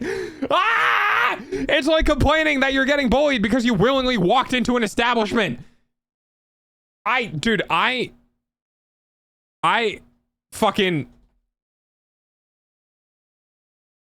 the online bullying thing, maybe it's because of my age, but the online bullying thing has always just grated, like, just rubbed me the wrong way, dude. It's just rubbed me the wrong fucking way. You could just not. Ads suck, I know. The thing that sucks Your about bullying in eyeballs real pay for life dog's food, is though. that you can't just not go to school, right? Like your parents, oh, dude, you want to talk about some horror stories? There are Online some bullying doesn't exist because block exists. Yeah, like, do you want to talk about some horror stories about kids being like, yeah, I'm getting bullied really bad in school? And like, the parents, dude, there are some really bad parents out there. There are some awesome parents. There are some amazing parents of like kids who got bullied and came home and told their parents about the situation, maybe after months or whatever, told the parents about the situation, and the parents go fucking straight to the school and go, yo, what the hell is happening? You know, this is happening between this kid, my kid, and like this kid. Like, our teacher's seeing this, and then like getting involved in it. And there are legitimately some parents out there who gotta fucking fire up their own asses and be like, you need to take care of this situation or I'm gonna tell my kid to fight back. Like, and shit could go away. That doesn't always happen. Unfortunately, that doesn't always happen. But I don't know. The leap here bothers me. I'll just say that. The schools don't do anything anymore. They protect the bullies or try to hide the situation. Yeah, and that's why I'm saying there's some really cool adults. My dad fucking, the amount of times my dad went into the school system to fight on my brother and my behalf multiple times. My dad was known in the, like, my dad was known in the school system because he didn't take shit, because my dad didn't treat schools as organizations. My dad treated schools as a collection of individuals. So when shit went wrong with me or my brother, to a degree that we told him about, that we believed to be the truth, he'd walk right fucking into the school, dude. And in multiple times, he had to fix the situation himself. And there aren't always parents who are going to do that. My dad did that for me. You know, my dad was fucking livid in multiple different situations with the type of punishments that my school was giving me. And dude, the school system just didn't like my dad because he was a bit of a problem. He got involved in, oh, dude, you guys want a story? Okay. I'm going to give you a story about my base ass father, right? I had a teacher named Mr. King. Kind of funny. He was a seventh grade social studies teacher. And he was pretty sexist, I believe, against women. But he had his preferred favorites, which was the boys. And he had a bit of a temper. And there was multiple times when he would just yell at the kids. Like, just straight up yell at the kids. And I remember there was a specific instance, I don't remember who, and I really feel like I should because it breaks my heart. But there was a specific instance when Mr. King yelled at one of the girls in the class to the point where she started crying. And I had troubles in school. As you can imagine, hi, I'm an autistic ADHD person. I had troubles in school. And he tried to do something. And all I remember was like, I remember thinking of my dad. And I remember thinking of the way my dad would yell at me, right? Because my dad yelled at me. I also think my dad is kind of sort of on the spectrum. But my father passionately meant his best, but unfortunately that could come through as aggression. He never hit me. He never beat me. He was just very verbally loud. And as I've gotten older, I understand it. It doesn't help with how it affected me as a child, but Mr. King was yelling at me, right? And I remember sitting in that class and looking at him and just not giving a shit. Like, and just not giving a shit. And that fucking made him livid. And he was yelling and yelling and yelling and yelling and yelling and yelling. And I feel like I remember sitting in class. I remember the seat I was sitting in. He was just yelling. And I asked him, "Are you done?" And he was like, "Out in the hall now." Pissed, dude. So I stood out in the hall because I've dealt with people like that before. You know, there are kids who have really gentle fathers, men or women or whatever. There are children who have very gentle parents. I did not. Well, my mom was. My dad, not so much. So I was used to it, and I just wasn't giving him any of it. I wasn't gonna let him see me get emotionally affected by his yelling because I was just like, nah, dude. So I got sent out to the hall.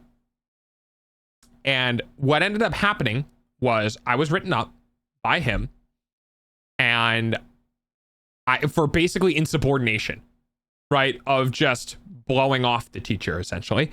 And that was not acceptable in my school because I don't know what the fuck he was on. But what ended up happening was we had to have a meeting. And my dad obviously caught wind because they called my parents. There had to be a meeting between one of my parents and the principal with me in the room. And my dad was like, "What happened?" Right? Because like I got in trouble. I'm not a perfect kid. I got in trouble multiple times. Sometimes for dumb shit. This is a spork story I'll tell you guys a different time. But I got in trouble. And my dad like, "What the fuck? Like what happened?" And I was like, he was like, I think he was upset. He was like yelling at me. And I wasn't like listening to him or something or whatever. And he was like, "What do you mean yelling at you?" I was like, "Oh, he was yelling at me." And my dad said, like, describe, like, what do you mean he was yelling at you? And my dad always uses this quote. This is the reason why I remember this quote, because I don't remember saying this, but I remember, but he said that he heard me tell him, "Dad, he yelled at me like you yell at me." And he went, "I'm going into that meeting." And I didn't comprehend it at that time. And I don't really remember because it was years and years and years ago. But my father came down and we sat in the principal's office with the teacher, and there was a whole conversation that happened. And I was just sitting in there. I wasn't doing anything, really. I wasn't a part of it for the most part. And the Mr. King was talking about the fact that, like, you know, he needs to be able to listen to authority. He needs to be able to respect, blah, blah, blah, blah, blah, blah, blah. And I don't think it took long. I think it took like 5 minutes. But I remember my father getting up and getting into this dude's face. And he said something along the lines of, "I don't give a shit if you're a teacher. I don't give a shit if you're in the school's program or whatever. You do not treat my child like you are his father. I am his father. If I find out this situation happens again, I'm coming back down. And the principal stepped in immediately. She's like, okay, this is getting heated. We're going to go ahead and end this. And we're going to, I will talk to Mr. King on my own. And my father and I were both escorted out of the room. Dude basically never interacted with me again after that. I slept in class for like the rest of the year. I think I got like a C or something, but he never called on me. He never, like, when there was a question that needed to be answered, he never chose me. Basically acted like I didn't exist for the rest of the year. Because, hey, surprise, surprise, my dad doesn't like it when you have a power fantasy with his kid. Like a power trip. And made it damn well fucking known. So when I talk about the fact that there are parents out there who see shit like this happen and go, ha, no. There are parents out there who realize that the whole educational system is just a bunch of individual people working together under a joint system to teach kids. And that's why if I ever had a problem with bullying, the school's going to have a problem with my dad. So I never really had a problem with bullying, mostly because I was the weird kid, but not the weird kid. I kind of like floated in between everyone. I was a bit of a social like anomaly. But yeah, my dad did not like the way that the school system treated his kids. So he corrected it a couple of times, which was super cool. I never really knew that until I think high school, or when I got out of high school and we talked about that situation, and I was like, holy shit. But yeah, that teacher still behaved that way with all the other kids. I was like, dude, so fucked, dude. That's so fucked. Anyway, continuing. I hope you guys enjoyed the story. But yeah, my dad didn't. But the reason why my father did that is that he always told me, do not give me bullshit. Do not lie to me, because I will go down there and I will fight for you. Do not lie to me. Own up to it.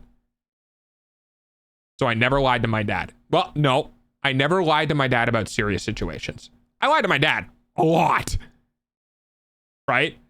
But I never lied to my father about serious situations. Because when shit mattered, I told my dad the truth. Because shit actually mattered, and I don't lie when it matters, right?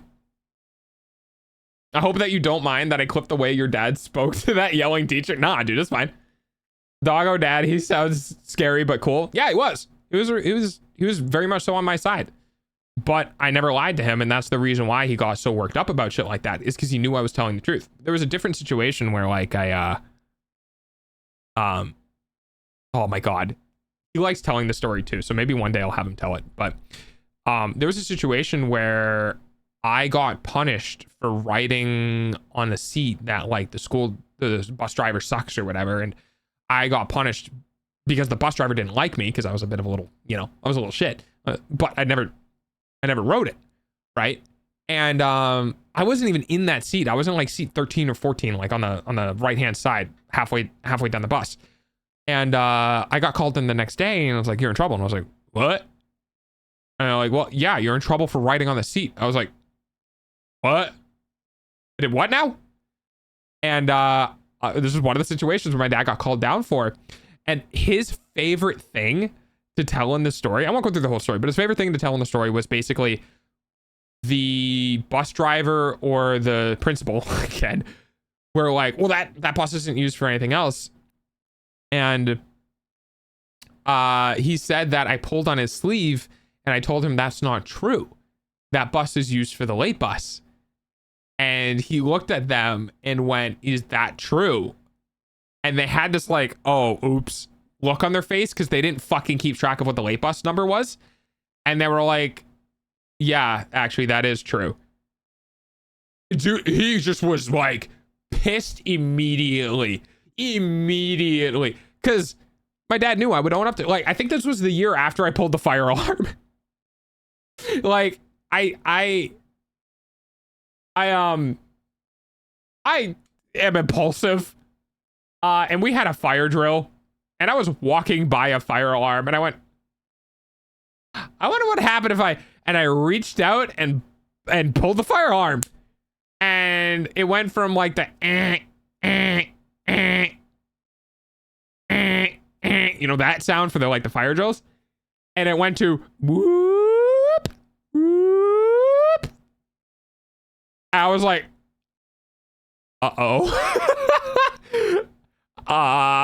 didn't think pulling the fire alarm during a fire drill would do anything because we're already all going outside. Oh no. Oh fuck. And we got out to the hill. Didn't know they had different alarms. Yeah, they do. We went outside and we stayed outside because the fire department got called because the fire alarm got pulled. And I was watching the fucking fire trucks pull in, and I was like, oh, I am so fucked. Oh, I am so fucked. Oh, I am so fucked. And I was just like, just don't tell anyone. Just don't tell anyone. No one will find out. No one will find out. Somebody fucking snitched, dude. Were they not notified that there would be a drill? No, that's the thing, is that like the drill, like the fire alarm drill is just it's like a sound file they play over the PA system or over like the audio system, right? But when you pull the fire alarm, it overrides everything and does the real fire alarm. So it cuts off the drill and goes into a real, oh shit, there's an actual fire mode. And yeah. So I was out. I was like somebody in my class. I was like, holy shit, you actually pulled the alarm. And I'm like, yeah, definitely. Oh, look at me. I'm a fucking 6th grader or whatever. I pulled the fire alarm.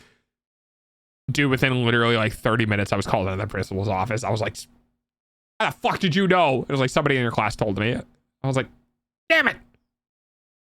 And they went, did you pull the fire alarm? And I went, yeah. I was like, okay, you have a 3-day suspension. I went, oh, I don't have to go to school for 3 days? Nope. I ended up going to my grandparents' house or like whatever. But that was one of the things that like my dad like told me is like, don't fucking lie to me.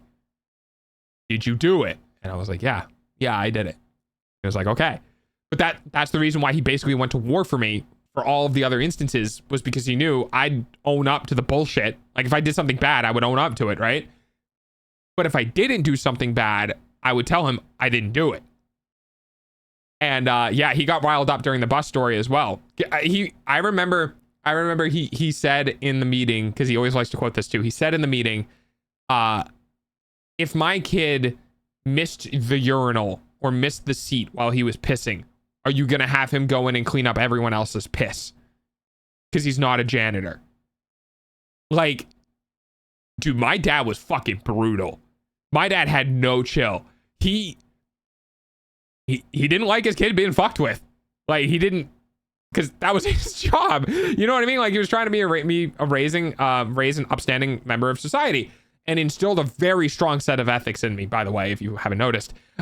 So when people are out of line, he gets pissed because he's trying to teach me to be in line. So when other people are out of line towards me, it affects him and his education for me. I want to parent with your dad as my spirit animal. Your dad gives me confidence that raising a good child is doable and not just up to chance. It is. It is doable. You just like she said in the video, trust is a two-way street. My dad trusted me that I would tell him the truth, and I did. And I trusted my dad that when I told him the truth, he'd be on my side. Our relationship wasn't always that good. We definitely, my dad didn't have a father growing up. I think my dad's also on the spectrum. We had numerous issues. And as we've gotten older, they've gotten better. But, you know, my dad wasn't a perfect parent. He tried. I think people just didn't recognize how different I was. But he was an honest, hardworking, good individual who just didn't know how to be the best dad, which is just what it is sometimes. She looks like she might sneeze. That's true. Anyway, that's the story of my dad going in and basically starting a war with the school system on my behalf, because it wasn't the first time. My brother went through the same school system, so there's that too. Give me a marker and let me on the bus, and we'll have something to actually talk about. One another, commenting one another, making multiple different accounts, and they can do multiple different messaging apps because they can download whatever fucking apps they want, and they message all these other people to kill themselves, or the deep fake porn that Johnny has fucking edited of his classmate, you know, fucking Cynthia. That's not even a fucking name probably, but you know what I mean. Or Cynthia doing it of Johnny. It was a nice Father's Day story time. Yeah, I think it was really apt for the day. The same inverse can happen. Way more boy-sided most of the time, but you're... I've had a few here. Let me do the thing you punished for me to do real quick so I actually deserve it moments. Yeah, I would, but I preferred people to just be wrong. You're fucking your kids up, guys. I don't...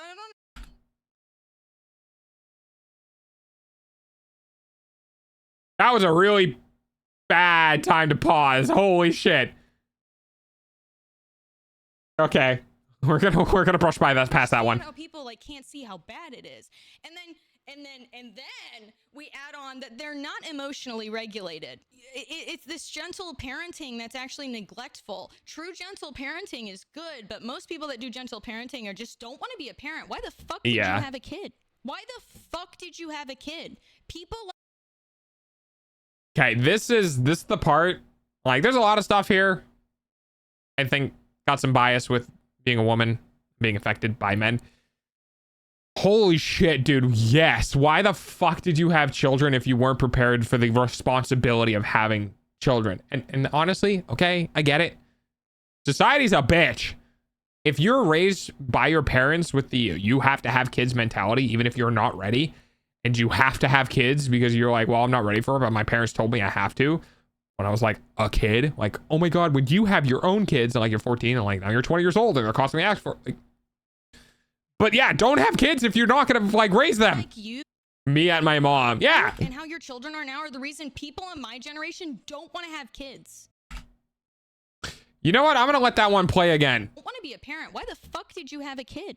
Why the fuck did you have a kid? People like you and how your children are now are the reason people in my generation don't want to have kids.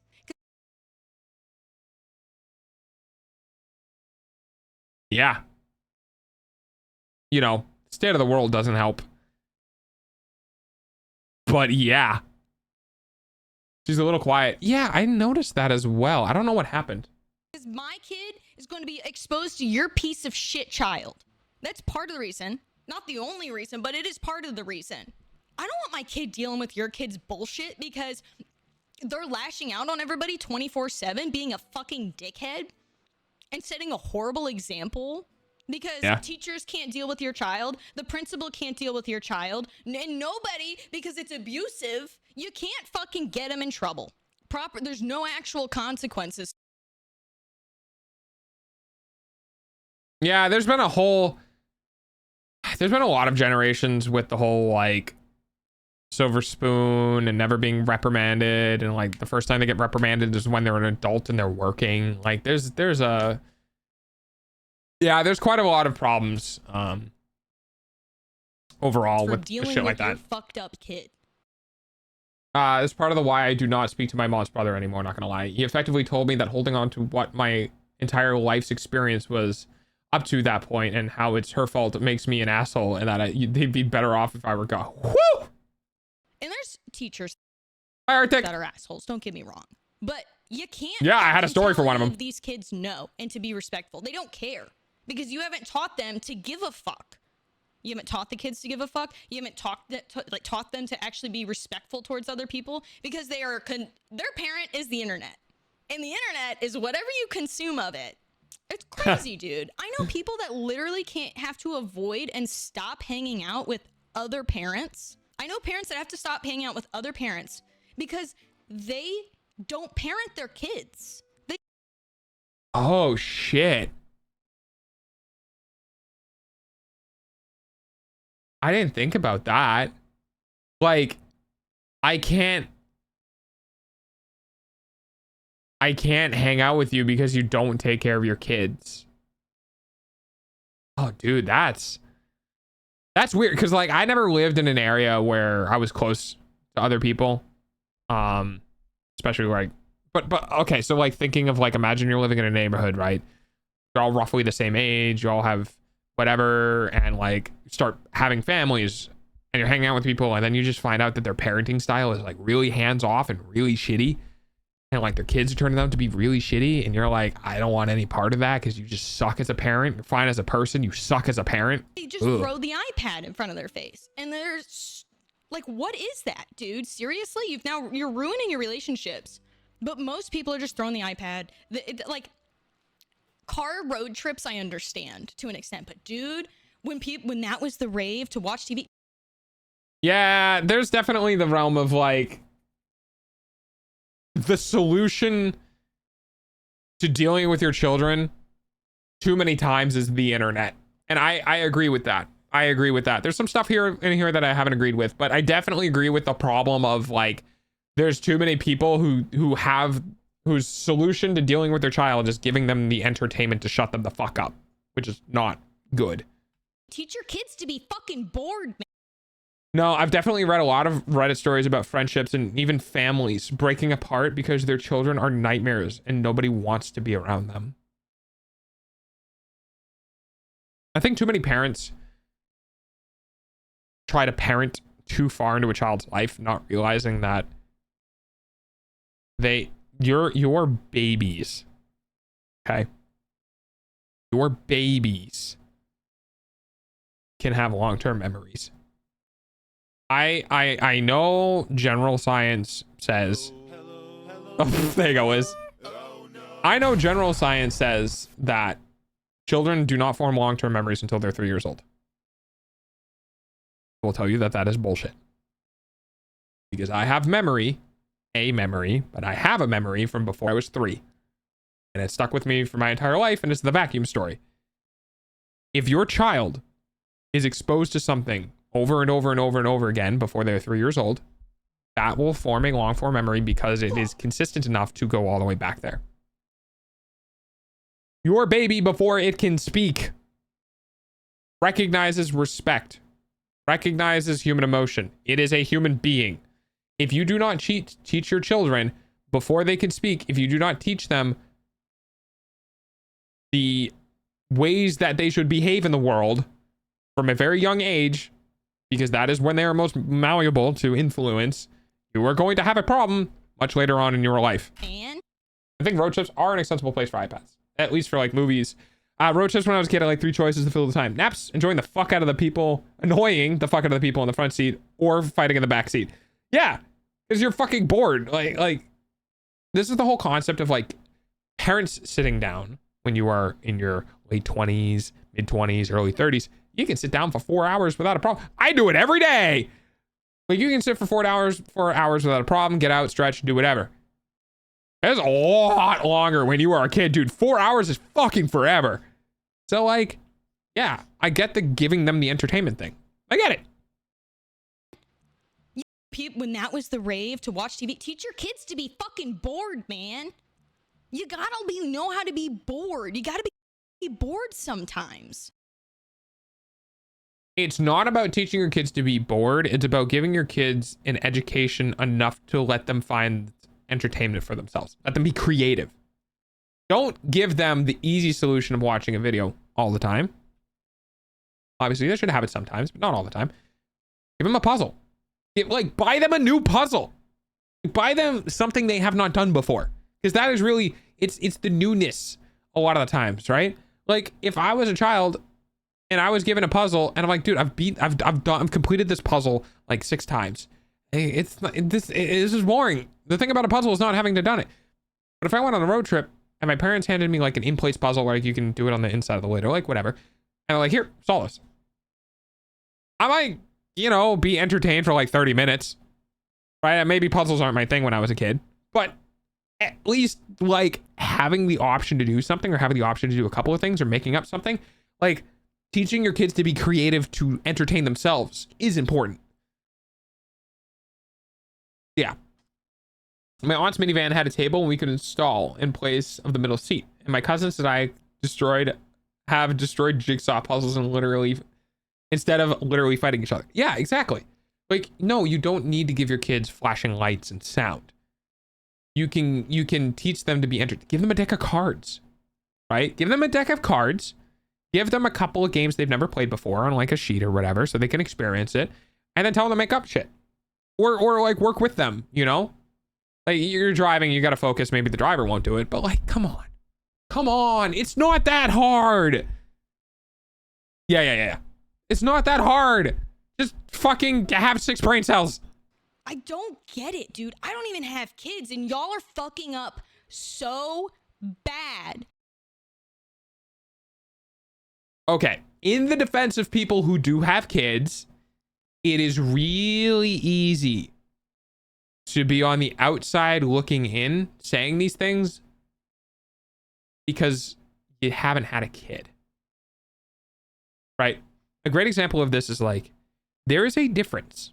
Okay? There's a difference between streaming for the first 2 months when you haven't streamed for a year and streaming for 2 months after you've streamed for a year. Okay? I have significantly brought my hours streamed down because I could have only done 6-hour streams for 6 months because I didn't do any streams for years before that. You know, now that I've done a year of streaming straight, I've realized, dude, I can't do 6-hour streams anymore, especially not if I want to do other things like in my life. You know, I get 1 day a week on Wednesdays where I can go out and do shit for my own life, like working on a bike or working on a long recipe for cooking or like going out in the woods and dude, I get one day where I could do my own life a week. And I didn't have that last year, right? So it's really easy to be on the outside looking in and be like, well, parents, you should do this, that, and the other thing. But when you've had a kid for 5 years, you're pretty fucking exhausted from having a kid for 5 years. You know what I mean? You had a newborn for a year, right? You had a 1-year-old for a year. You had a 2-year-old for a year. You had a 3-year-old for a year. You had a 4-year-old for a year. Like, you can kind of mentally separate them. It's still the same child, like you're still raising it. But when you think about it in that aspect of like, this year we're going to give you a newborn, this year we're going to give you a 1-year-old, this year we're going to give you a 2-year-old, this year we're going to give you a 3-year-old, and this year we're going to give you a 4-year-old. You're like, holy shit, dude. That's a lot of fucking work.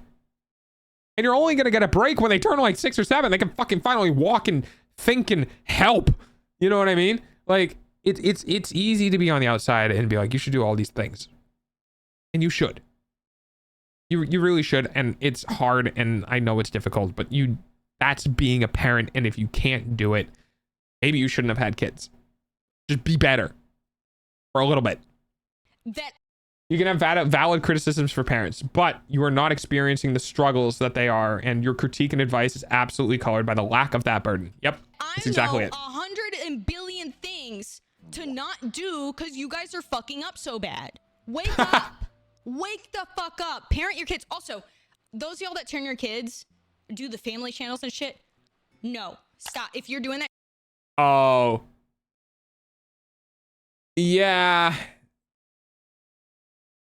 I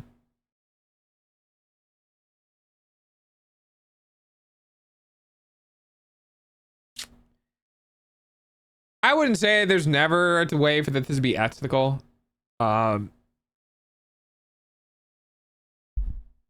feel like never be ethical is a pretty fucking hard and fast statement to say. I'm gonna get this off the screen so I'm not flashbanging you guys. Give me a second. That shit's so abusive. You're okay.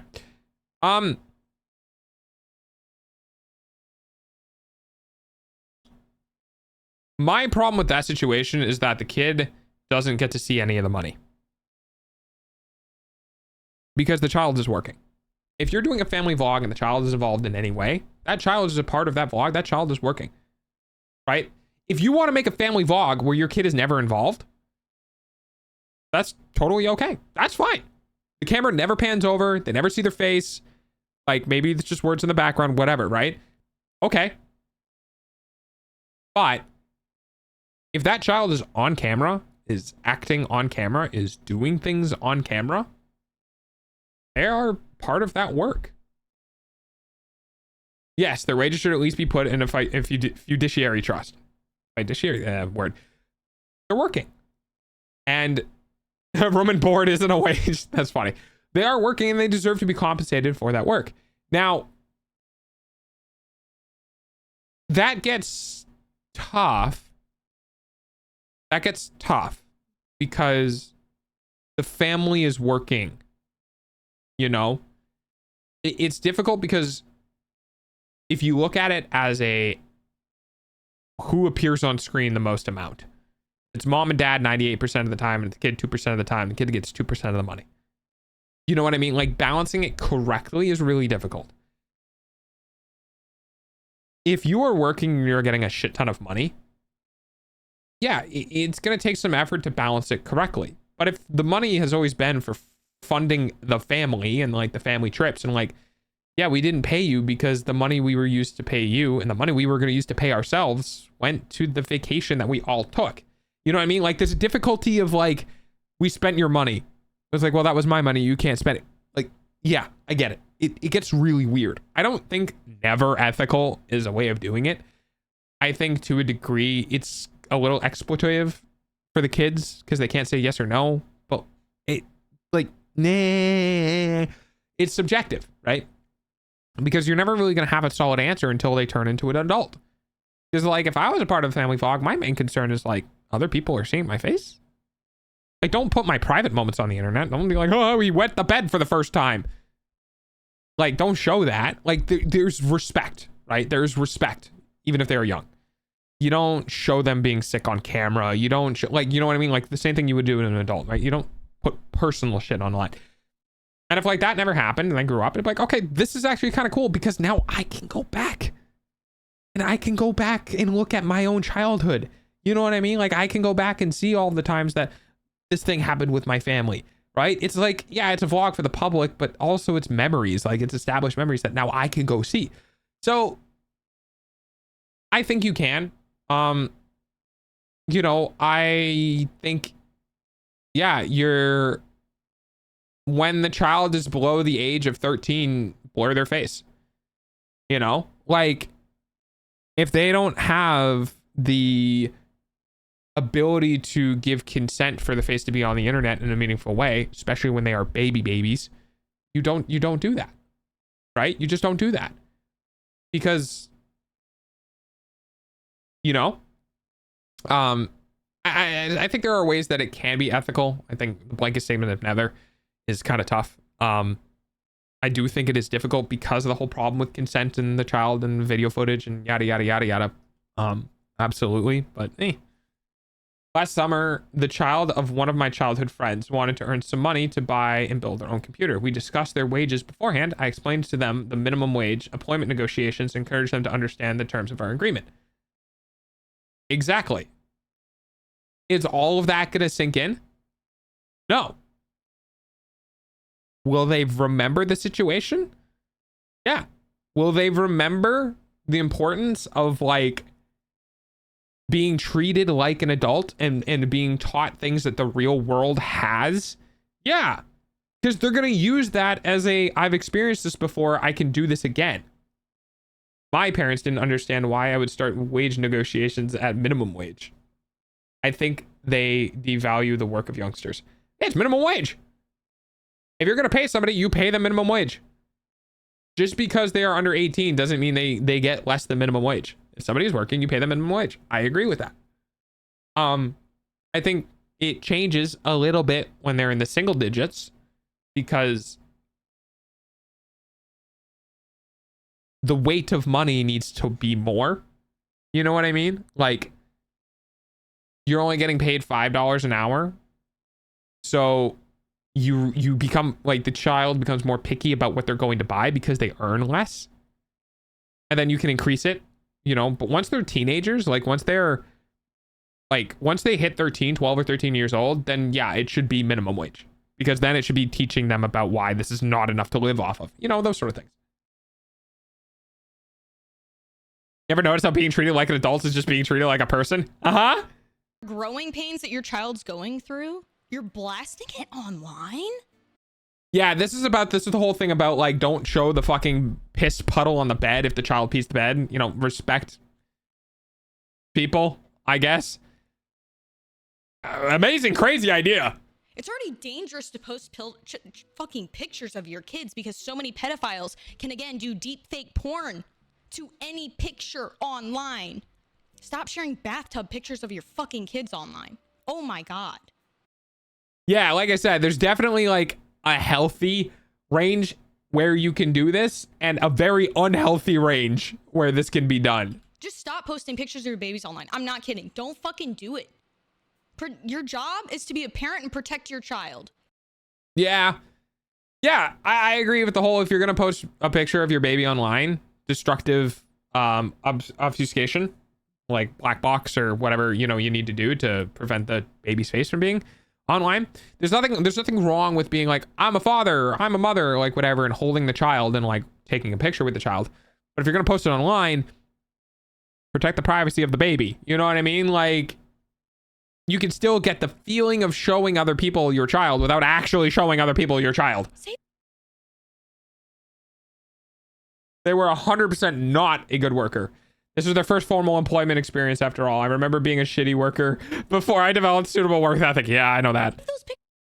Don't post family pics on the internet if the participants can't understand the implications. Yep, I agree with that. Pictures are at home in albums when you show people when they come over. Why the fuck are you posting those pictures online? What is wrong with you? Oh my God, it drives me up a wall. And they're like, oh, we should catch the people. Well, newsflash, the government doesn't fucking care. Oh, God. Okay, I'm going to say this because I'm a smaller channel, and this is probably going to not likely get clipped out of context, but to the government, and military and United States national security, they have bigger fish to fry than pedophiles. State or local authorities, totally different story.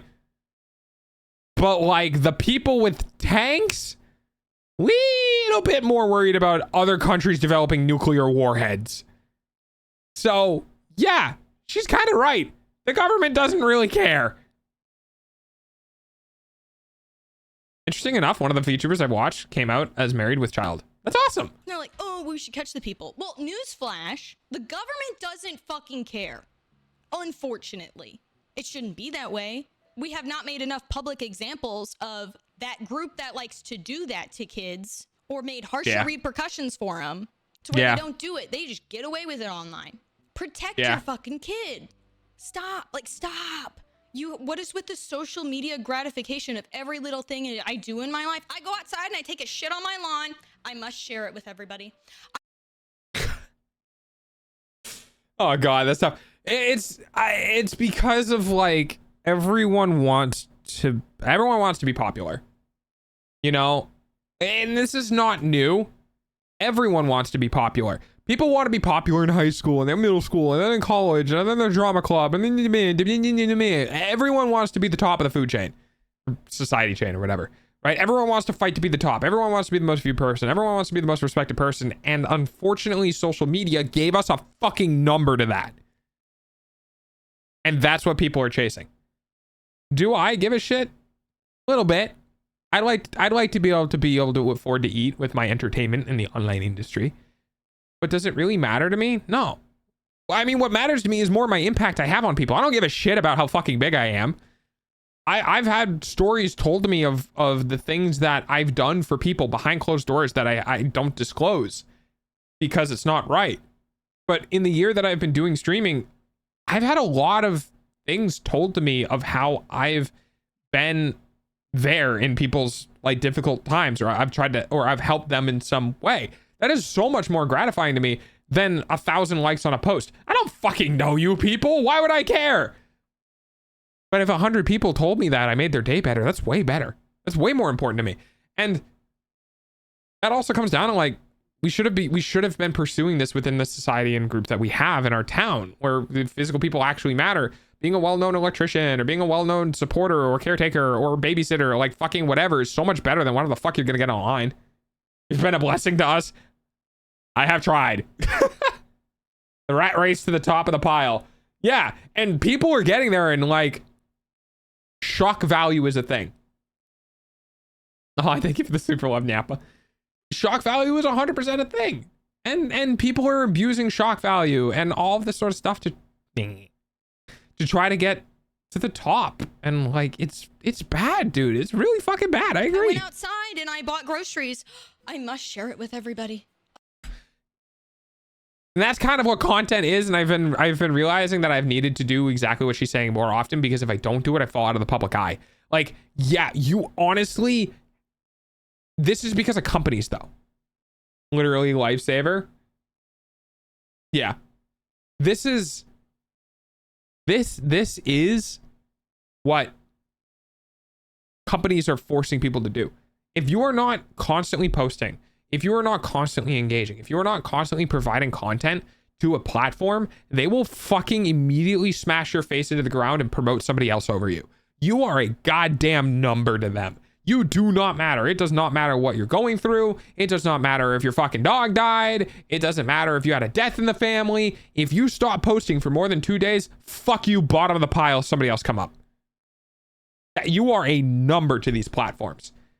And the reason why people have to do this is because they don't want to fall out of the race. So they do it every day. Oh, I took my kid to the park. I must share it with everybody. Focus on your kid. I'm not saying don't take pictures. I'm not saying... You are a number to us. Yeah. No, you Delta, you are literally a lifesaver. How so? Number one. Okay, that was pretty good. Don't share shit every once in a while, but oh my God. Put the phone down. You're just as bad as your kid. Well, yeah, what do you think they were raised with? Focus. Be present with your child. Oh my Yep. God. I can't. It's insane. It's so bad. We're gonna be jumping from this crazy polarization of gentle parenting. You've helped to, so many people. I hope, man. I hope. I'm not like trying to dismiss it that I have, but if I have, good. If I haven't, fine.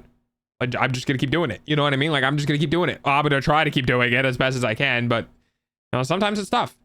I don't even fucking know, dude. I'm human too. I'm dog. I am dog. Woof. I'm convinced parents are gonna start bringing the belt back out. I know people don't want to hear that, but like... Yes, sometimes it's needed. I have been on the receiving end of a belt once. That's all I'm gonna say.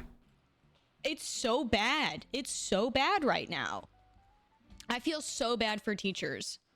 I see teachers have mental breakdowns on social media. They can't teach your kids, guys. Okay, this one I remember a while ago. There's a problem also with COVID. COVID did really, really bad damage to the general education system. Because fucking education didn't know how to deal with it. So like, a little column A, little column B, a little bit about the fact that COVID kind of blew things up. A little bit about the fact that parents don't know how to teach, like, parent their children. Some of your kids don't even know how to read. Yeah, that was weird. I don't like belts. They scare the shit out of me because of my parents. I mean, yeah. Yeah, I got the belt once, but out of everything in my life, I probably deserved it the most then. I think I only got one hit, maybe two. It hurt. But that's because I was being very autistic and not empathetic and punching kids in the dick. I really, really, really wish that I fucking saw a psychologist when I was a child, because yeah, I was doing the whole autistic, I don't know what empathy is, and kids make a funny sound when I punch them in the dick, so I keep punching them in the dick because they do a thing I don't get to see people do very often. And I'm not kidding about Society was not prepared to educate its children. Yeah. that. You don't make them read books. You just let them read social media posts that fucking who knows what is posting, dude. They think that's what normal lingo is. Oh my God, dude. Oh my God. Don't even get me started on the fucking, you know how we have fast fashion where like something isn't, so, oh, it's like this summer's whatever. Okay, it's out of fashion. This is the winter's whatever. Okay, it's out of fashion.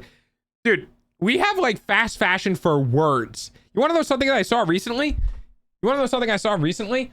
It's the same thing with emojis, dude. You know the fucking wilting rose thing? You know? The wilting rose emoji? Yeah, that wasn't around like 2 weeks ago. And now it's fucking everywhere. There is just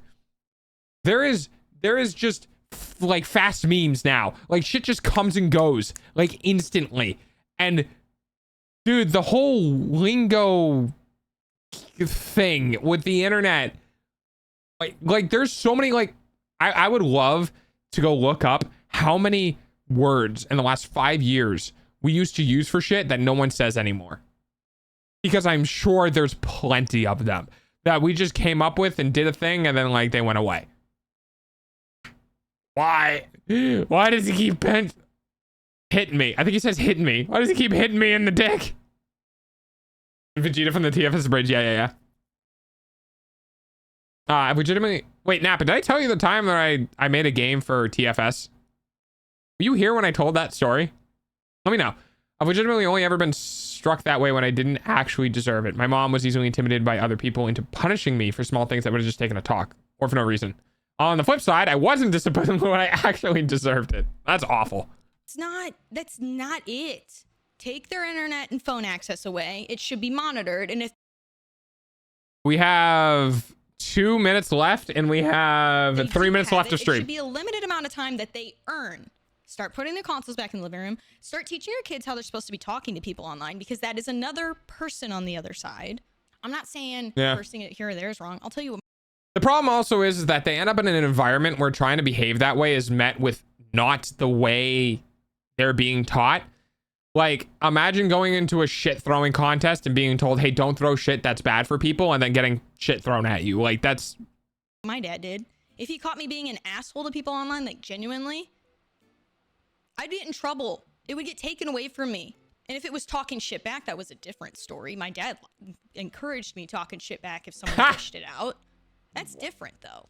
You know? Teach your kids what's right and wrong. Teach your kids if it's worth it to do that. Just disengage from the conversation, because people bait you now. Dude, fucking everyone's getting baited. Somebody gets on your nerves, look at them, and think about the things that they say and reply to, and then be like, are you even worth fighting? And then going, you're not even worth having an argument with. Block, because I love doing that, man. Oh, God. I know on the other side, they're fucking seething. They're like, no, I wanted to fucking fight you on shit. Like, nah, you're not worth it. Block. Oh, it's good. It's good shit. I recommend it. You're failing them. And then they're going to graduate.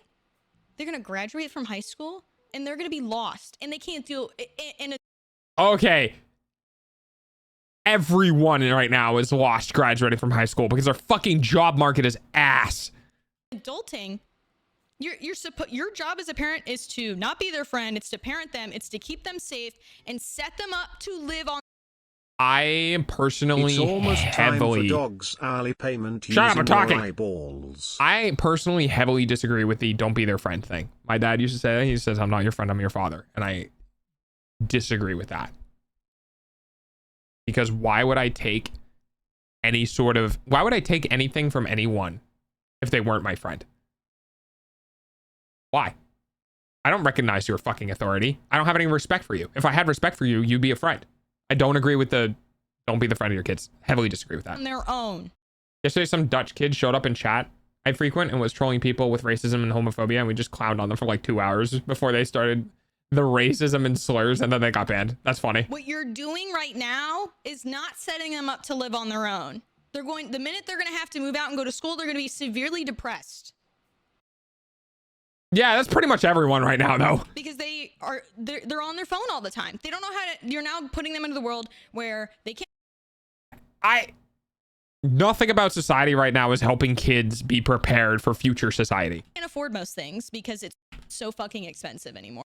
Okay, well, again, that's not their fault. The economy is just not what it used to be, whether you want to hear that or not. It's not the same. It's already extremely depressing your first year or two of college, because that's when you figure out, oh, I fucked up and I need to go into a different degree. Oh, yeah, that's a tough one. But again, that's because our educational system sucks and you don't know what the fuck you actually want to go for. There's no time to explore yourself. Well, phrasing. There's no time to explore the world around you and figure out what you want to do with yourself. There's just the whole fucking thing sucks, dude. There's no like apprenticeship programs or shadowing programs. There's nothing like, I want to go see what this is like. I want to go see what that's like. Oh, this is really interesting. Like,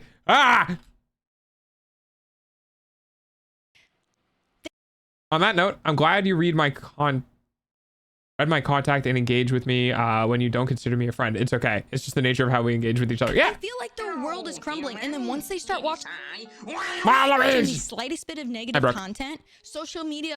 They just tell you the titles and expect you to know what the degree is about. Yeah. Comments. Yeah, well, of course. You're a part of the... Like, yeah, there's a line in the sand about being an entertainer, right? Like, I'm not going to be friends with all of my viewers. Because, dear God, I couldn't be. But there's nothing wrong with... I am at work, right? This is my work. I am at work. I am a public figure, and I am presenting information to the public. It is my job to interact with you guys from the public. So, like... to just blow people off who come in to engage with you is to literally not serve people. It's like I'm a restaurant, right? I have to serve the people who come in. It is a way of us engaging. It's a way of that my thing works. And the fact that people are like, well, yeah, but I go to other restaurants and they don't even ask me for like what I want for a drink. It's just like, what? A push is. You made it to college. Congratulations on not being a child anymore. Now decide on what you want to do for your rest of your life right now. And also sign this contract for this amount of money that you can never claim bankruptcy on. Have fun. That to them. So if they see a couple depressed posts, it's now going to push in front of them killing themselves and things like that. It's really scary. It is. It's also really bad. Fucking dude, like, okay. I want you guys to listen to me. I know I've been like, haha, this whole time, but I want you to listen to me. Right when we go into ads. Welcome back, Brooke. Hopefully most people are subbed. And if you're not, then maybe somebody can translate this. Between the ages of 16 and 24, you are going to go through the most amount of emotional turmoil, probably of your life. Because your brain isn't finished developing, and you are going to be introduced to the first times for a lot of things. The first time of loss in your family or otherwise. The first time you might lose your first love. There's going to be so much bullshit that happens between 16 and 24. You are going to be in a massive amount of emotional turmoil. It gets better. When your brain finishes developing at 25 or 26, you're going to feel much more secure. But until then, till you get to that point, it's going to be really hard. But you can do it, and I believe in you. That goes for anybody. It promotes eating disorders. Like, it can be crazy extremist content too. Your kids are not learning critical thinking. Well, that's because society doesn't want you to learn critical thinking, because that's how you go against the companies. Companies don't want you to think good. Company want you to be real dumb. Go into go into work, and don't worry about the corporate overlords. Don't worry about them. Don't pass laws. Don't become any sort of government official with any weight or any importance in your life. Just become a worker bee, and they'll just keep buying out everyone else. It's bad. We just share with ads I'm seeing if that's all right. I just think it's interesting. Yeah. I